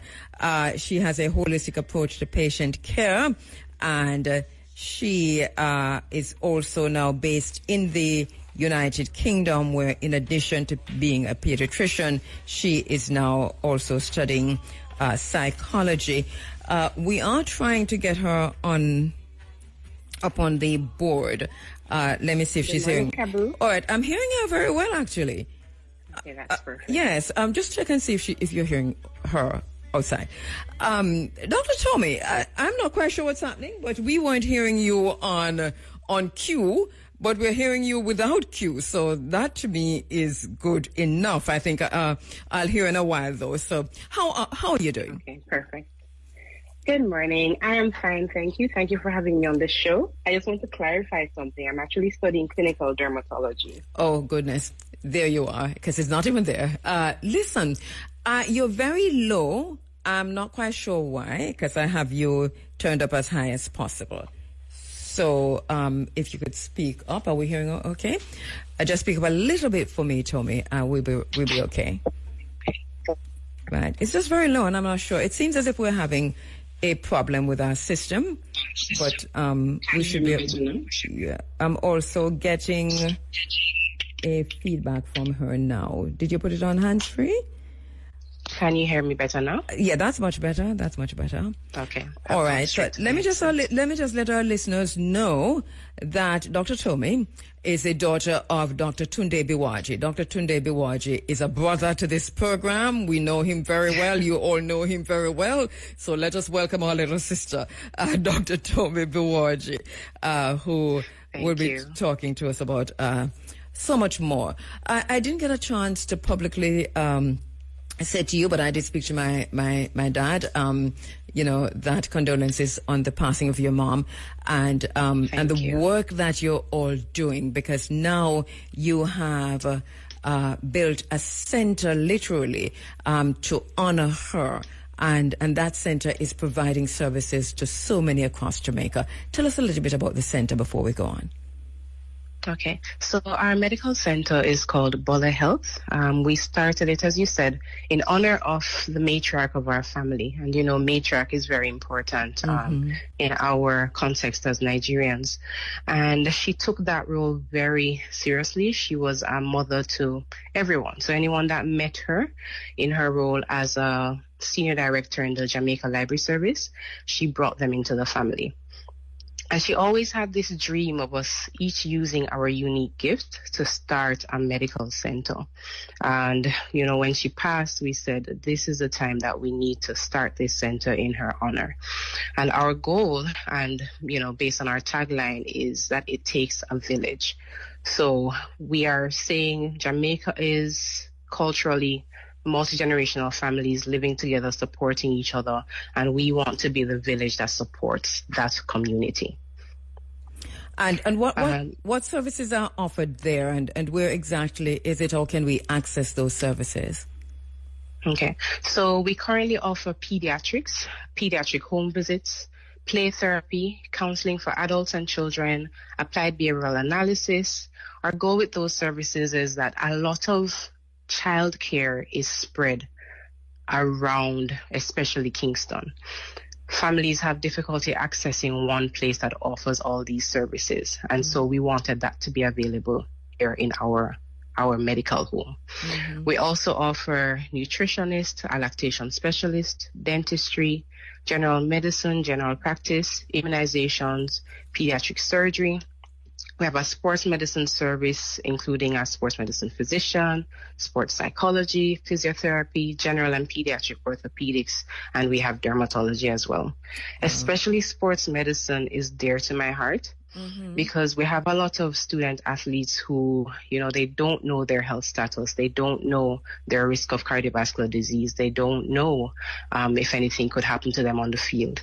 Mm-hmm. And so we have started this service so that if you have a student athlete who keeps having injuries, who may have a family history of cardiovascular disease, you can send them to us and we'll be able to screen them and make sure that we're optimizing their care for when they go out on the field, whether it's track and field, football, table tennis, any one of those things, and also prevent them from getting repeated injuries and get them in the right frame of mind for when they go back out to perform. That's brilliant. That's really good. And where are you based? Where can we find you? Yes, so we are located so a way I say it just to make persons remember more readily, beside Megamart, across from the gas station that's beside Megamart, that's where we are. So we're Unit A1 upstairs, the new complex called the Waterloo. It's 34 Upper Waterloo Road, Kingston, and they can call us or WhatsApp us at 876-807-9283. Or they can connect to us through Facebook, Instagram threads at Bola Health. And our website has all the information at bolahealth.com. Bola Health, and that's B-O-L-A Health. B-O-L-A Health.com. All right. That's correct. Hold for me, Dr. Tomei. I'll take a quick break. Dr. Tomei, pronounce your full name for me, please. Yes. So it's Olua Tomilayo. Olua Bewaji. Tomilayo. Bewaji Edopa. Edopa. All right, thank you. What a beautiful name. I'm sure somebody's going to want it. So say it again, please. All of it together. Olua Tomilayo Bewaji Edopa. What does it mean, Olua Tomilaji? Is it Laji? Well, let me read it. Let me read it. Let me read it. I shouldn't be doing this now, and I'm going to get a lot of cussing for it. I really love it. I love this name. What does it mean? Yeah, so we're very big on names having meaning. A lot of how we name goes back culturally in terms of representing what happened at the time when the person was born, what the parents and the grandparents are thinking based on the individual. And so my name means God is enough joy for me. There you go. Listen, we're going to put it on because people are going to call us. A lot of babies are going to be named after you. All right, doctor. And we say Dr. Tomei for short. So yes, so Tomei is fine. Yeah, brilliant. You're in the UK now, and you studied before at the University of the West Indies, and now you're in the UK. Tell us a little bit about that, your studies at UWI, and then why you've gone on to another field, although it's medicine still. Yes, so I am a consultant pediatrician. I do have a passion for working with children, and I believe every child has been given a God-given gift that could impact the world around them if we can only optimize their abilities. Part of that, and something that I've seen operating as a pediatrician in Jamaica, is that we really need to build out a pediatric medicine, a pediatric dermatology service. We currently don't have any pediatric dermatologists, but we do have a number of dermatologists that are excellent at caring for pediatric patients. So, that's what led me to the United Kingdom. I am on my journey to pediatric dermatology. So it's one of the steps. I'm one of the current Chevening scholars. I'm studying at King's College London. It's the St. John's Institute of Dermatology, which has been part of the legacy of dermatology in Jamaica for many years. Brilliant. And one of the things that I know concerns you in a very serious way is systemic inequalities and biases affecting the development of black children, in particular in terms of their physical and mental health. But before we go there, and I want you to speak to that, I know that when we spoke, I have to talk about this because there's some synchronicity in what we're doing. So when we spoke a few weeks ago and we decided that we're going to be having this talk today, and one of this will be looking at the development of the black child, we did not know at the time. I know that Baba Amos Nelson, Dr. Amos Wilson, was born in February, but we didn't know when we spoke that his birth date would be February 23. So 84 years to the day. And he's a father, literally, of what we're about to discuss. Pan-African scholar, activist. He's a professor of psychology, of course. His political body of work provides all kinds of veritable black print, if you will, blueprint for the recognition, the explanation, and the solution for black mental trauma, for development and psychology of the black child. And the blueprint, he has a book literally called that, the blueprint for just raising black children generally. So in honor of Baba Amos Wilson, this is what I want to do, is to dedicate this segment of the program to him as we discuss inequalities in the development of the black child. So let's talk about that and your particular interest there, Dr. Tomei. Systemic inequalities in the system and biases affecting the development of the black child. What have you noticed and what are your main concerns? Yes. So working in the United Kingdom, I have been privileged to be part of the conversations that are already happening about ways in which culture and race can impact healthcare. What I like to describe it as, what happens in the physician visits, it's a dance. So between the culture of the person who's the medical practitioner and the culture of the patient. And the beauty of United Kingdom is just how diverse it is. We say Jamaica out of many one people. And we see the United Kingdom and we have that diversity as well. And often as I'm watching from the outside looking in, I see this dance as clumsy. The physician wants to do the best for the patient. The patient wants to be understood and to understand. And they often step on each other's toes, So something that I am particularly interested in is how do we make healthcare culturally competent? How do we make sure that when someone comes in, whether I am a black physician seeing, a white patient, Asian patient, or I am a white physician that's seeing, here they say black, Asian, and minority ethnic group patient, how do I make sure that I am speaking appropriately to their cultural context in a way that they can then receive the information and they can make it a part of their life?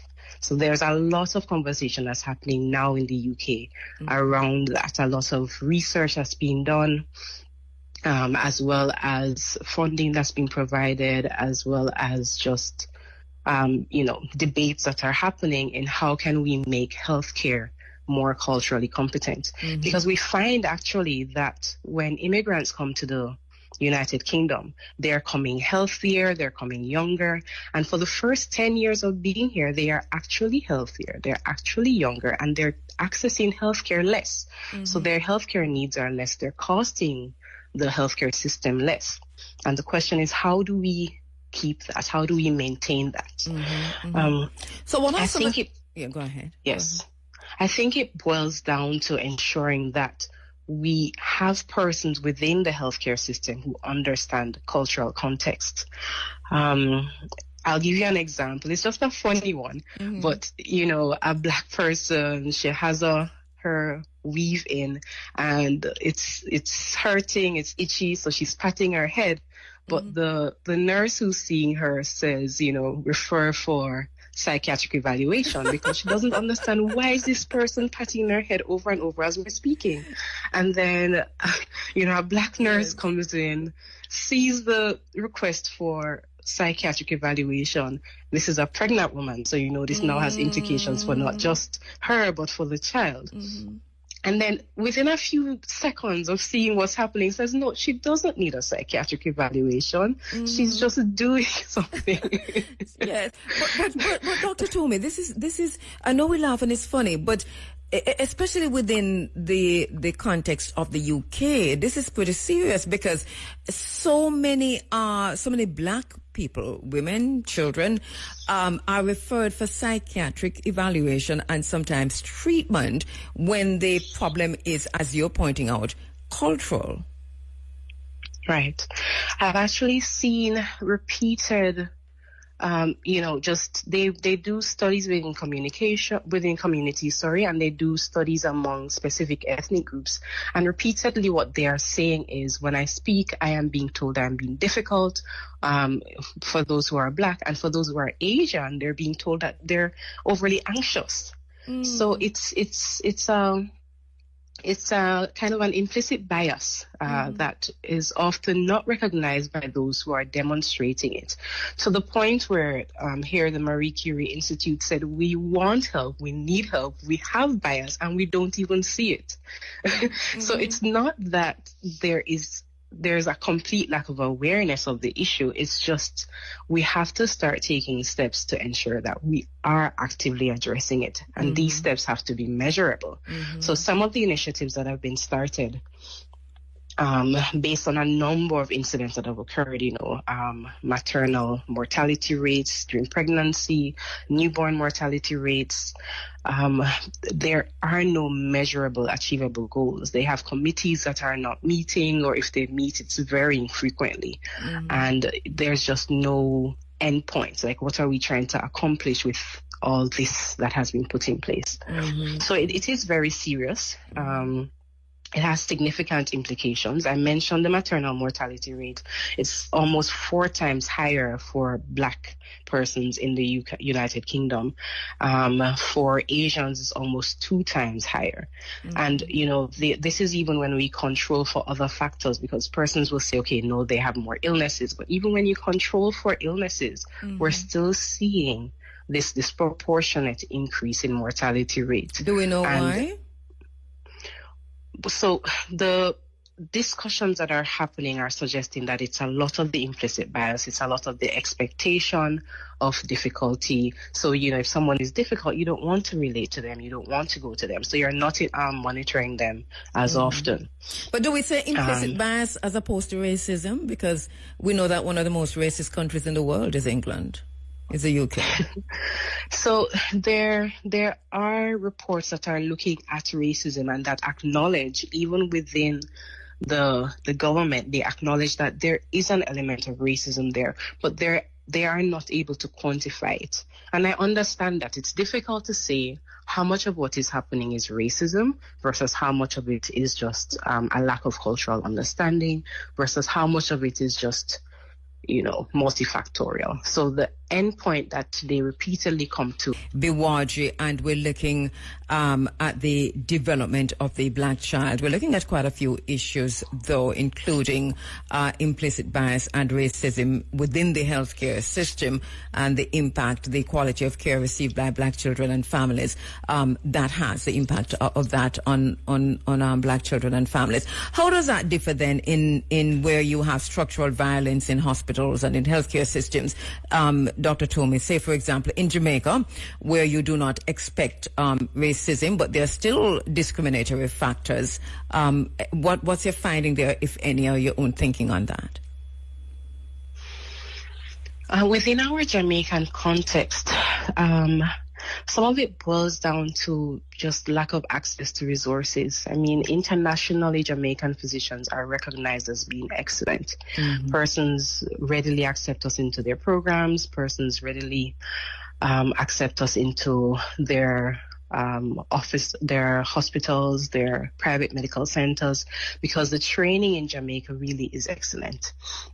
And we find overall that Jamaican physicians are very self-sacrificing. There's a lot that we go through from, the beginning of training to the end of training. And even as we continue, it's a life of learning, really. There's just a lot that you go through. But because genuinely the majority of Jamaican physicians are in medicine because they want to serve. And so they will serve to the point of exhaustion. They will serve to the point where they're not spending time with their family. They'll serve to the point where they can't even make their own ends meet. Right? And I think that will impact patient care, because you can't pour from a glass that's empty. So if you yourself are exhausted, you lack resources, your family is not doing well because you just don't have the money to do the things that you'd like to do, it impacts on your overall, it's not just a I can compartmentalize, it's going to impact everything that you do. And we continue to serve and we continue to pour. And sometimes it can come out as, a word that is said that you reflect and you say, maybe I could have said that better. Mm-hmm. I don't think that we particularly look at race when we are caring for patients in Jamaica, but sometimes there is an element of class as well. Mm-hmm. And I say class not because someone is coming from a particular area, so you're going to discriminate against them, but in terms of some of the behavior of the patient towards the physician can be influenced by class. For example, patients also have their own biases. So I remember one day I was post-call, had been at the hospital from 7 in the morning, did duty. The next morning it was now, I think this was 8:30 in the morning, and I was now going for clinic, having, had minimal sleep the night before because I was actively working. And a patient saw me walking down the hall and said, you see, in Pato, see the doctors, how they just stroll in, they don't have a care for anybody, they just come whenever they feel like. And mind you, I had been at work. Yes. This is more than 24 hours at this point. So sometimes some of it is also the bias of the patients, because they also come in with their own expectations. They have a perception that, you're in healthcare in Jamaica, so you're rich, you've never had any difficulties in your life. But I think if any nation can say that they have physicians who represent every aspect of society, Jamaica can say that, because we really do. A lot of the opportunities at the University of the West Indies, as well as, just in partnership with CARICOM. I mean, I know we're not saying CARICOM per se, but the partnership with all the campuses that has enabled us repeatedly to allow persons who don't have the funds to study medicine in Jamaica. I think that has meant that we have a very diverse population of doctors. We have persons who understand the cultural context, because I believe Jamaica has multiple cultural contexts, as well as they understand, the patients in terms of when they speak, in terms of what they're experiencing. And it's a beautiful thing to see. I think we actually are a privileged nation in that we serve a population that truly we represent and that represents us. Our challenge, therefore, is to fix healthcare, fix a system, because it is what it is in terms of access to healthcare. And we're speaking specifically this morning about children. So I want to segue to that a bit to say, when we talk about whether it's implicit bias or racism, or we talk about discrimination within the system, how are Black children impacted wherever they are by this in terms of healthcare? Yes. So for children, a big part of the issue internationally is they, for the majority, cannot advocate for themselves. So they're highly dependent on their parents to advocate for them. In the international context, sometimes these parents are first generation, are the first immigrant to the nation, and so they don't speak the language well. So in some cases, the child speaks the language better than the parent, but the child is very young and is unable to really understand what is happening or to express. So in some cases, the child becomes the interpreter. And you can see how that would not work. Within the Jamaican context, we have in some of our facilities a separation of the parent from the child. So this is a child who is now in hospital by themselves. The parents are unable to visit at certain times, or if they're able to visit, they're in a very, tight setting, very close to others. So there's very minimal privacy. And so this will impact on how the child feels in hospital, because it's a very stressful environment. It impacts on the way the child feels about hospitals, because then they develop this fear and almost a very traumatic response to returning to hospital or seeing doctors. And I think that's what we need to address if we're talking about how to optimize healthcare for our children in Jamaica. We need to make it a less overall traumatic experience for them. How can that be done? Any ideas? So, I mean, we talk about resources being a challenge. Ideally, you want parents to be able to stay, or at least have a representative that's staying with the child. You want privacy. Everyone should be able to speak freely, to be able to embrace their child, should be able to, walk with their child if a child is safe to do that. Green spaces. There are some hospitals internationally that are very good at that. I mean, we have nature. That is our benefit. By default, it's there. But curating the space so that it's safe for children with different disability levels to actually experience the green spaces, as well as, curating the space so that it's peaceful, not just nature, but peaceful. So things like water fountains, gentle music. I know I'm speaking about this ideal world, but we're talking about how do we make it better for children? Yes, and it does make a lot of sense because I've been into some of these spaces and, it really is traumatic and just visually. So I get the point you're making, and even if it is the ideal, this is what we should be striving for. In terms of the, you mentioned resources before, and we do have a situation on the island where a lot of our doctors are going overseas and for work as opposed to study, which we expect you to do and come back. Please come back. But I'll be back. Yes. But we do have this brain drain on the hospitals, and this obviously would be affecting pediatrics. Talk to me about that. What have you noticed, and how can? Well, it's a political question, but what have you noticed, and how can we make that better? How can we change that status quo? I think this is a conversation that's already happening. There's a lot of discussion between the heads of the different medical organizations and the Ministry of Health and its representatives about how do we make healthcare better for the people and also make it better for the physicians. So I think we're going to see a lot more coming out about recommendations. I think those groups have been very good about making recommendations. It's just a question of whether we're able to funnel resources in the direction that's necessary. In terms of the differences, and this is something you mentioned at the very top of this discussion, in the not just treatment, but the literature, the research, and who the research is being done for, and how black people are treated as opposed to people with other skin, if you will, skin color and skin type and hair type, you name it, just generally.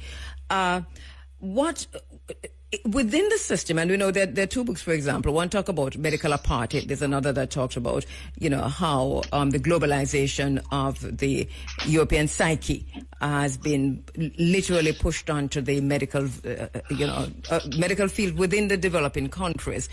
I want you to break that down for me in terms of what is out there, how that is changing, not just in conversation, but tangibly. Are we seeing changes in this regard? It will depend on, I guess, which country you're actually living in. For example, persons living in the United Kingdom, the challenge they may face is, this represents, I think, both United States and United Kingdom, the challenges with trusting healthcare professionals. And I think it comes from a place of being burnt in the past, being misunderstood or misunderstanding. And so there is an intentionality about increasing the number of, they say Black, Asian, and minority ethnic doctors. There is an intentionality. They speak about diversity and equality, about making sure that we have a population of physicians and nurses and healthcare workers that's representative of the persons who are coming to access healthcare services, especially within communities that are more diverse. But even within that, they find that those practitioners themselves feel discriminated against within their workplace. They are concerned about lack of ability to progress. They're underrepresented at the leadership levels. So it's almost as if there's a sense that there's a cap in what you can do, even though you're, let's say you have a seat at the table. So I think we've started to see a point where persons are recognizing that a lot of studies have been done in majority white populations. Some of them don't even declare, the exact breakdown of who they're representing. But these studies have gone on to become generalized. And, something you learn in medicine, which is a privilege we have, is we learn how to look at research papers and to look at whether it actually is applicable to your particular population or not. And I think these are essential skills that would be beneficial for all of us, not just physicians, because you see persons on social media who are quoting things that they've also heard quoted from somebody else, and we have almost this Chinese telephone going on of information that leads to things like the measles outbreak in Texas. So we have persons not accessing healthcare that is evidence-based, is applicable to our population, but we're not accessing it out of this fear or this sense that, can I really trust healthcare providers? But we also have to ask, Dr. Tuma, can we trust the media? Can we trust how the media reports? Because measles outbreaks are happening all the time, but it's important for the liberal media to report on this right now, especially because you have RFK, who has been named Secretary of Health and all of that. So there's also another element, speaking as a journalist, that feeds back into what the media reports on, what it chooses to report on. There's an outbreak now, for example, in China, they're saying of coronavirus, and all of this is happening only because there's another political context to it. So we find ourselves as African people, black people, on the back foot, literally, accessing not just health but also accessing information. And I think how critical from your perspective is information I was going to say truth, but even that gets lost. But how critical is information to how we view what's happening to us as a people generally when it comes to our health care? Right. So, as you said, I think it's important for us to actually be able to critically look at the information we're getting, no matter where it's coming from. I completely agree with you on that, because there is intentionality about what persons report and how they report it. So one thing I always say to persons is have a medical home. Have a place that you trust, a physician that you trust, someone that you can speak with, that they can explain things to you, because there are some things that as someone who's not in healthcare, you just won't understand. So, and I think a lot of it as well is because we are so close to the United States, we are used to putting things or framing the way we see things based on what's happening in the United States. But we need to broaden our focus, I think, as a nation, and look at what's happening around the world, look at what's happening globally. Because if we become too focused on one nation, then we lose our own culture, we lose our own sense of self. I think that would be a tragedy, because we have persons all around the world who want to be Jamaican, and here we are trying to be somebody else. Yeah, and this was so critical during COVID, I think, because you had, I had friends running up and down in Nigeria and Ghana during COVID, and Ethiopia and other places. I mean, continental Africans were moving about their business as if nothing was happening around them, and they didn't die in the drove that we saw the reports coming out of Italy and the UK and the US and so on. So it really made you wonder about and I think it's something that you talked about earlier too, when we talk about race is important, not just for understanding how how we talk to each other. But it's important when it comes to whether or not we are prone to the same diseases. This is a conversation that I think we really should be having. A lot of people look at this, though, as being racist. You don't want to go there. But isn't this really important to be having this conversation in a wider space? I remember saying in one of our post-clinic discussions here that it would be beautiful if we were to learn from each other. So there's a lot that we in Jamaica know about healthcare, healthcare for Black persons, for ethnically mixed persons, because that is our majority. This is what we see. There's a lot of information that persons in India would have about treating persons who are Indian majority. And the beauty would be if we had this sharing of information.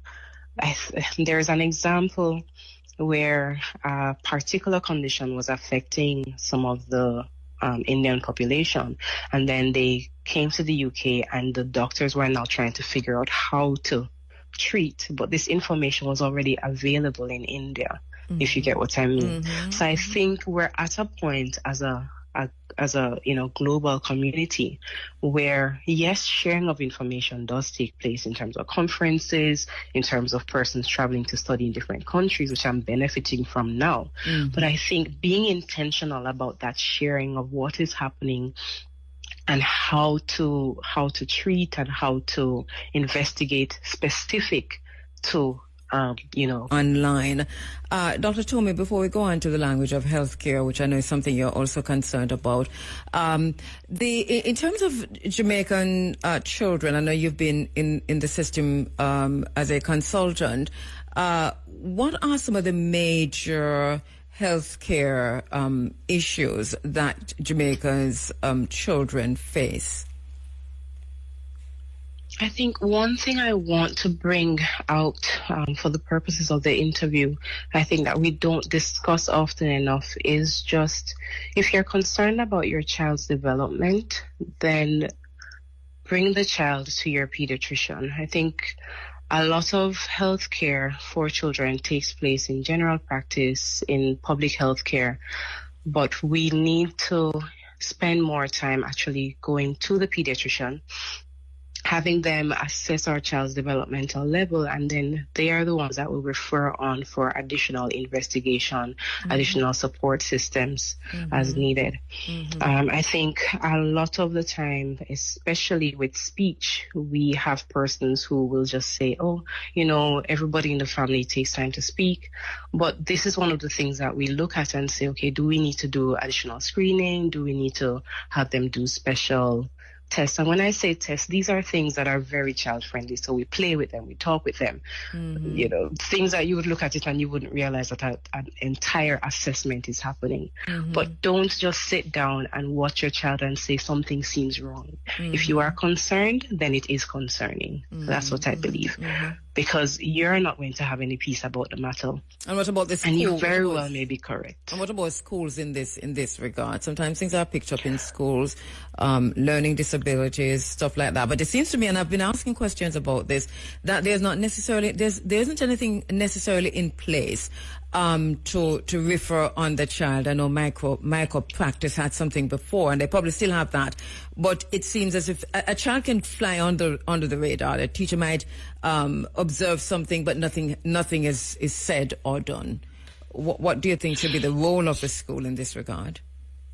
Okay. I find that our schools are actually very good about identifying things. You kind of get a sense for children when you've worked with them for so long. And so they will pick up on these things and they will actually refer the parent to the pediatrician. As you said, there is microcare.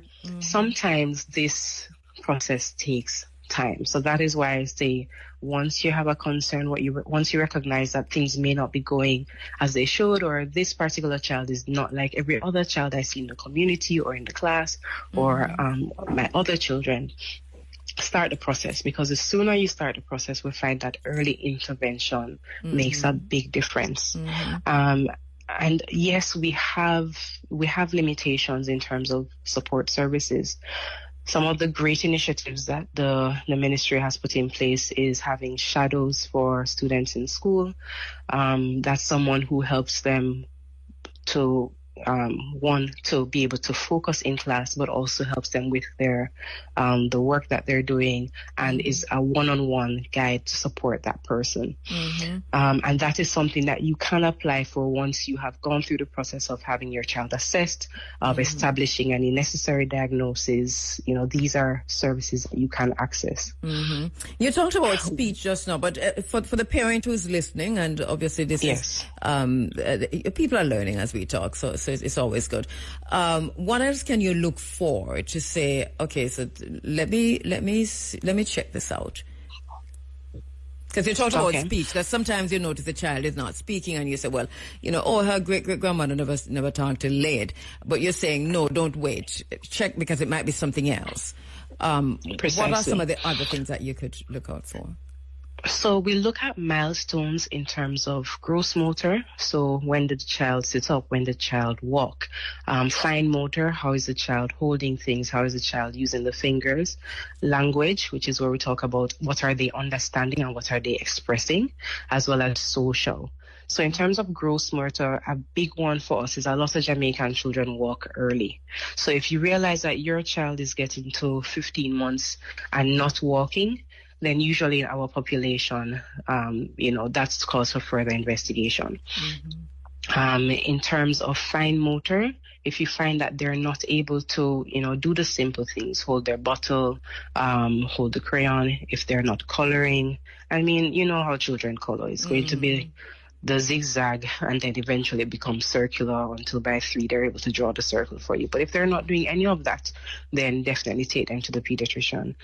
If they are understanding you but they're not communicating back to you, or if they are not understanding what you're saying, this is a 2-year-old, you tell them to pick up the shoe, close the door, they're not understanding, definitely take them to see their pediatrician.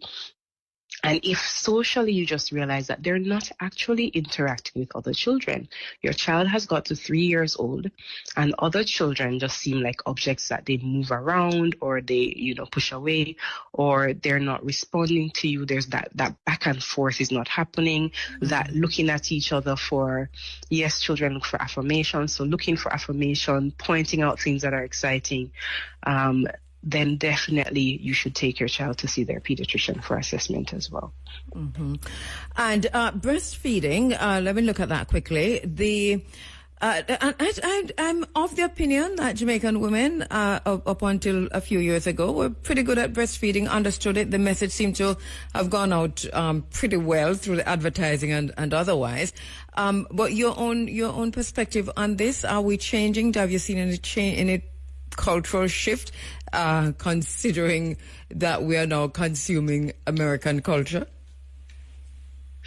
I think I've definitely observed that interplay of Jamaican culture on breastfeeding and American culture of breastfeeding. And I think part of it is just really Jamaicans are international people. We go everywhere.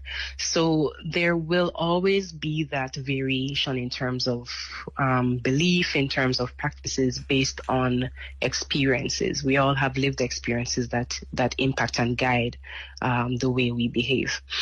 The beautiful thing about breastfeeding is that, it's such a benefit to our children. And I don't know the percentage of mothers who breastfeed in Jamaica, but it's still, for us, it has not yet become something that we just don't do. Culturally, I think breastfeeding is normal. Formula feeding is normal. Making sure children are healthy is normal. So we have that advantage in our particular cultural context. We're very good at making sure we feed up the picnic. And another advantage we have is that majority of us do have community. We have an auntie we can go to, grandparent you can go to. And the only thing I would caution is in 2 parts. One, if you're having difficulty, there are lactation specialists. Bola Health has a lactation specialist. You don't need to suffer through the breastfeeding experience. And if you're not able to breastfeed, it does not mean that you are any less than as a mother, and it does not mean that you failed in any way. Your goal for your child is always going to be, how do I take care of my child to the best of my ability? And there are support services, whether you can't access, if you're not able to breastfeed and you can't access formula, there are support services. Speak to your physicians. We can help. Well, Dr. Tommy, this was our part one and our introductory interview with you. I know you're going to come in in a few months' time, and you have promised that you'll come in the studio and you'll be a consultant pediatrician for the day. So we'll just put aside at least 3 hours and have our listeners call. And we'll open the phone lines and have our listeners call in. So we're working on that date when you come in to be in studio. All the best with your studies, and thank you so much. Looking forward to having you in studio when you come in. Yes, one thing I would like to say though, for Jamaicans in the diaspora, Jamaicans in Jamaica, don't be afraid to advocate for your health. Ask questions, get clarity, be respectful. Have somebody else there with you just in case you're missing something. And to be honest, Bola Health is open from 9 to 10 p.m. If you're having any issues, you can come to Bola Health. We'll be your medical home, and we'll make sure we coordinate care across all your medical professionals in Jamaica and overseas. That's good news. Thank you so much. See you soon. All right, thank you. All right, Dr. Bola Biwaj there. And as I said earlier, she'll be in studio in short order. We'll tell you when she's coming in. And one of the things we'll do, ensure that when she comes in, she is indeed our consultant pediatrician. She'll be taking your telephone calls about your children, your children's health, your maternal health. And that will be pretty soon. We take a break. We have been paying attention both nationally, locally, and globally, looking through our Pan-African and geopolitical lenses. I know that for many, things seem a bit chaotic right now, and especially because so many of us are glued to the international news, especially that coming out of the United States. Already happened. And this is where we can be caught on the back foot, waiting for this thing to happen. The thing is that this thing has already happened. The only thing that's left is for it to be rolled out, and it is being rolled out even as we speak, little by little. So, whether you want to look at Project 2025 or not, it is still being rolled out. 30 odd % of Project 2025 has already been rolled out. I think it's about 35%. The actors in the background, Peter Thiel, for example, is critical to what is happening. We know we're focused on, because they want us to focus on Elon Musk as one of the transhumanists. But of course, yes, focus on Elon if you want, but do not miss the bigger picture, because he's operating up front. But there is a cabal that's operating in the background who really don't like the upfront business, and they're into this dark enlightenment and this technocracy and transhumanism. We have spoken a lot about that. They reject a lot of the values that we have come to know. They are elitist. They talk about meritocratic principles. They talk about organization and efficiency. We see at the World Economic Forum, one of the things that they said very clearly the year before and this time around was organization and efficiency. That was a theme that was played over and over and over and over again. We saw that in the US's Doge. We're hearing that coming out of the United Kingdom in many different ways. They haven't got there yet, but this is what they are driving Keir Starmer his back against the wall on. And Donald Trump's acknowledgement of Nigel Farage last night, for example. I think it was last night in his speech that he called out Nigel Farage, and the battle that we see, Kemi Badenoch or Badenoch, somebody's going to correct me. All all of that is connected. The election in Germany today, I don't even know who win, but it doesn't even matter who's going to win the election in Germany. What matters is that the party that's coming second, and but I don't think she'll win, but she'll come a strong second, is going to have much more power. That's connected. The Afrikaners rising up in South Africa, the Lobito corridor in between Congo and Angola. The fact that the President of the United States, when he stands up, he speaks loudly about Congo. He talks about Congo. The fact that the news coming out of the Congo is so pervasive now. Everything that's happening in the Congo now has been happening in the Congo for many, many, many, many, many years. Nothing has changed. Everything that's happening. Why are we getting more reporting on the Congo? It is because they're about to move in.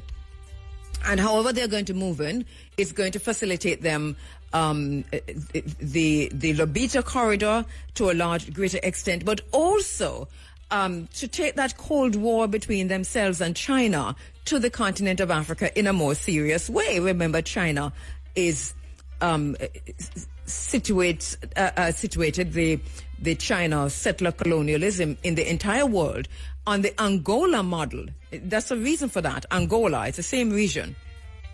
So, that whole discussion about Panama, the whole thing, it's all connected, every single bit of it. And in the background we're missing what's happening in the background. And this is a point I'm trying to make, that we can focus on all of this and they just have us like, it's a hypnotist, they just have us just talking about all of these little things, whether or not the Pope is going to die, and if the Pope is dying, and who in order and who in line. It's all connected, every single bit of it. But they're not talking about everything else that's happening in the background. They're not telling you that 35%. It's just 30 days into this new presidency, and already 35% of Project 2025 has been implemented. They're not telling us about the gains and the strides they're making in transhumanism. There's a fascination with transhumanism, and every single one of the actors who are part of this fascinating cabal are now involved in the background. They are another part of that has to do with the Palantir, and Palantir is Peter Thiel. We're going to need to have a good look at that, because that is also in the background. It's playing in the background, but it is all connected, and it is more than connected. It is connecting everything. So it's a convergence of the digital technologies that is allowing this connectivity. Everything is being centralized, being connected, and then you ask yourself, where are you in all of that? So we come back to our own spaces, our own places, our own existence. I cannot underscore enough how important it is for us to take agriculture seriously. Agriculture to include the land, the water, the plant, the fauna, the flora, the food we are putting on the earth. All of that, I can't underscore how important it is. You might have noticed already that if egg short for them, then egg short for we. How come they have a problem, a shortage of egg in Europe and the United States and so on, and we about to, and you tell we say we're going to have shortage of egg in Jamaica? What we come and foul them there? What we come and foul them there? What happened to the come and foul them? And not only that, we have the goat them Lego all over the place, and the goat them. There is just a don't care, not care what is happening in the world attitude among us as a people, that we have to get out of that. We need to look to the land, look to the farm, look to where farm animals, look to how we're going to feed ourselves and our children, because we cannot afford the things in the supermarket, on the supermarket shelves. They're all coming from overseas. We are locked into these trade deals with America, the UK, and Europe. We are locked into these trade deals, which means that the government is going to continue to ignore or to devalue our own abilities to plant and grow our own food. And this is what you need to look at. So it is not just the food itself, but it's, well, food is any solid or liquid, which when eaten or drink or drunken. Food is any solid or liquid, which when eaten nourishes the body, enabling it to function properly. Remember, said that a food. No, so that means that nothing GMO on a food, because you can eat it, but it's not going to nourish the body and it's not going to allow the body to function properly.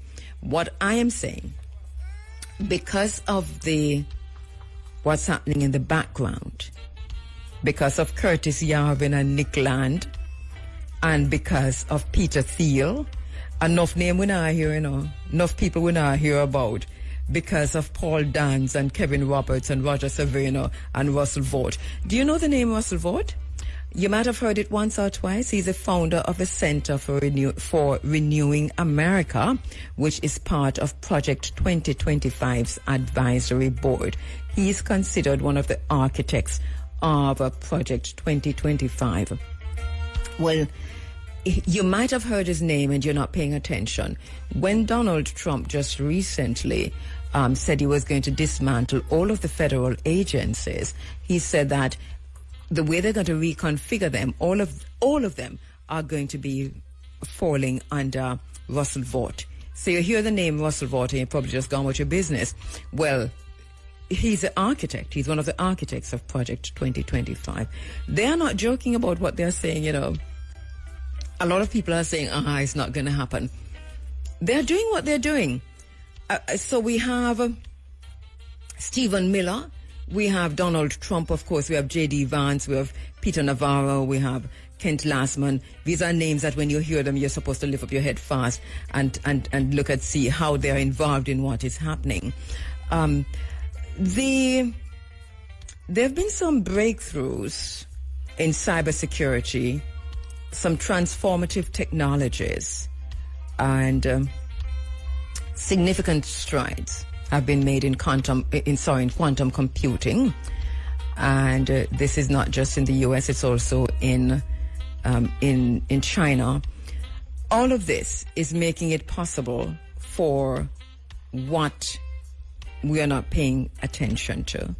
So once again, I'd like to underscore that for us as a people, we pay attention to what's happening in the background.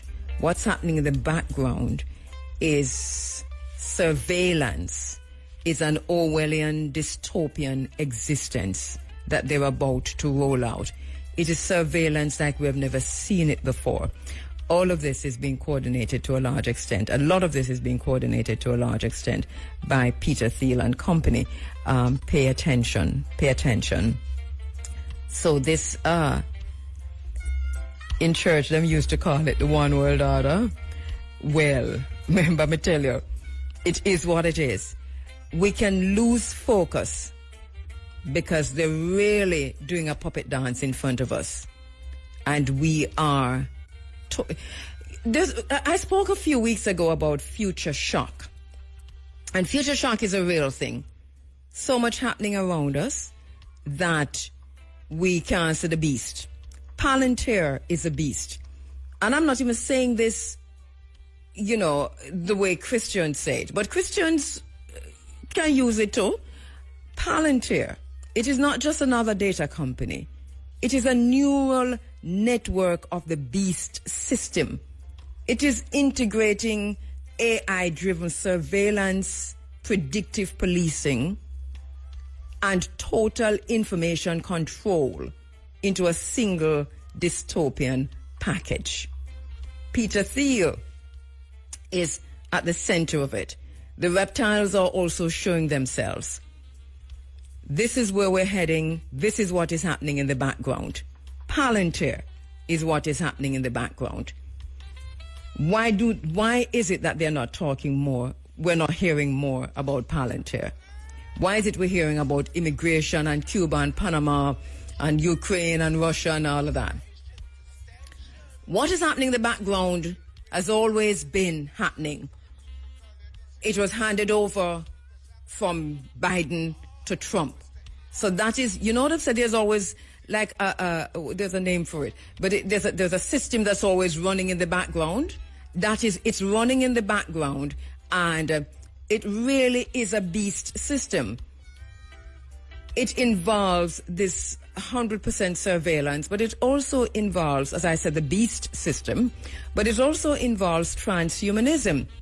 Transhumanism is not hard. It's already underway. They're already doing that. That is, quite a few of these,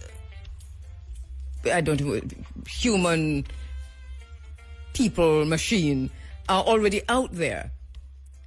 Do not be distracted by Elon Musk and him chainsaw. What they're doing in the back is more serious. Do not be distracted by Trump and him talking about Biden sleeping and just blaming everybody for everything. That is performative. That's what they want. They want you to not pay attention. Do not be distracted by him saying he's going to see if the gold is at Fort Knox or wherever the gold is kept. All of that is just part of the strategic organized chaos. What we have to pay attention to is a beast system that they're creating in the background that is going to impact us, that they've already created, that is going to impact us. So we have to determine whether or not we're going to continue as slaves, enslaved, or we're going to be self-sufficient, where we can feed ourselves and feed our families. So my solution, and I don't find another one yet right now, my solution to be prepared, and we're late, but still be prepared, is to protect our land, our water sources, fresh water and salt water. Protect our water sources. It is critical. If we do not protect anything else, protect our water sources. The land and the water are critical to how we're going to go forward. A shortage in the U.S. should not, any food shortage in the U.S. shouldn't affect us so seriously. So them can't have an egg problem in America, and then we are preparing for egg problem in Jamaica. Make that make sense. That cannot make no sense. I don't even know what, as I said before, I don't even know where the common fall in there. I don't even know if it's big. You have any common fall up there?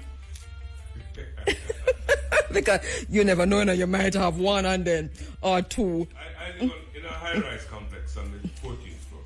Oh, please, give me a break. Even then, it's not come and fall and come down. No, honestly, I haven't seen a come and fall in a very long time. I still do. And I have friends who have come and fall? Only come and fall. Really? Which part? Right in the butcher. You have introduced me. A Big A have friend. So we're good enough because you say Big A have friend who eat only come and fall eggs. So what we want to do is to ensure, say, how we breed them. Because we're going to need more. I mean, we don't have enough. No, I'm serious. Probably I'm not privileged to say, but it's somebody you know. Somebody who me know? From time to time. Okay. All right, so yes, all right. So Big A knows somebody. And other people might know somebody who have come and fall. But I would say protect the come and fall them. We laugh it over. Protect the come and fall them. Take care of the come and fall them. Because this is where we're going. And I was talking about the goats to Big A because, we see the goat them run up and down and them just have the goat them Lego. All of these are going to be pretty important in short order because whatever artificial food shortage that they're going to unleash on the world is going to be like an apocalypse. But we have to make sure so we can feed ourselves. I know the chemtrail things. I know about the chemtrails, but we can still plant. Why we can't? Why yam? Why people stop planting yam? Why yam so expensive? That's another thing. Yellow yam is very good, especially for menopausal women and women who have high cholesterol and so on. Yellow yam is the best kind of yam to eat. So what are we eating? We're too dependent on what is coming from overseas. The thing is that we're not going to stop them from taking the things from overseas because they're locked into the trade deals. What we have to do is bypass them. I'm going to find some time to talk about Palantir, to talk about the great beast, to talk about everything that's running in the background, to talk about Elon Musk, of course, but not to spend too much time on him. He was always going to do what he's doing, but to pay some attention to what is running in the background. Hopefully I can continue that next week. And in the meantime, do as much research as you can on Palantir. Palantir is what is running in the background. Technocracy and its evil twin, transhumanism, is what is running in the background. Everything else is noise. We're making way for the big A. Did you go to the big show last night? No, I didn't. Okay. Did you go to IMC? No, I didn't either. You've Which been... one did you go?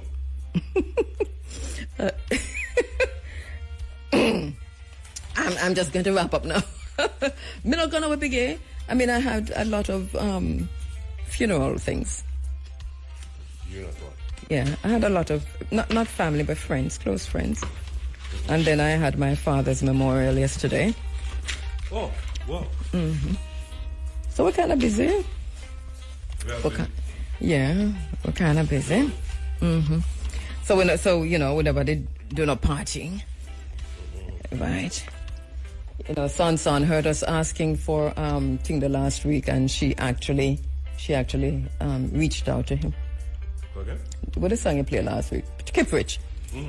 So she actually reached out to him, and he says he could. He says, remember, we jokingly said that we want to keep Rich. It last half an hour this program. So one of our Universal producers reached out to him and his team, and he said he couldn't make it this week.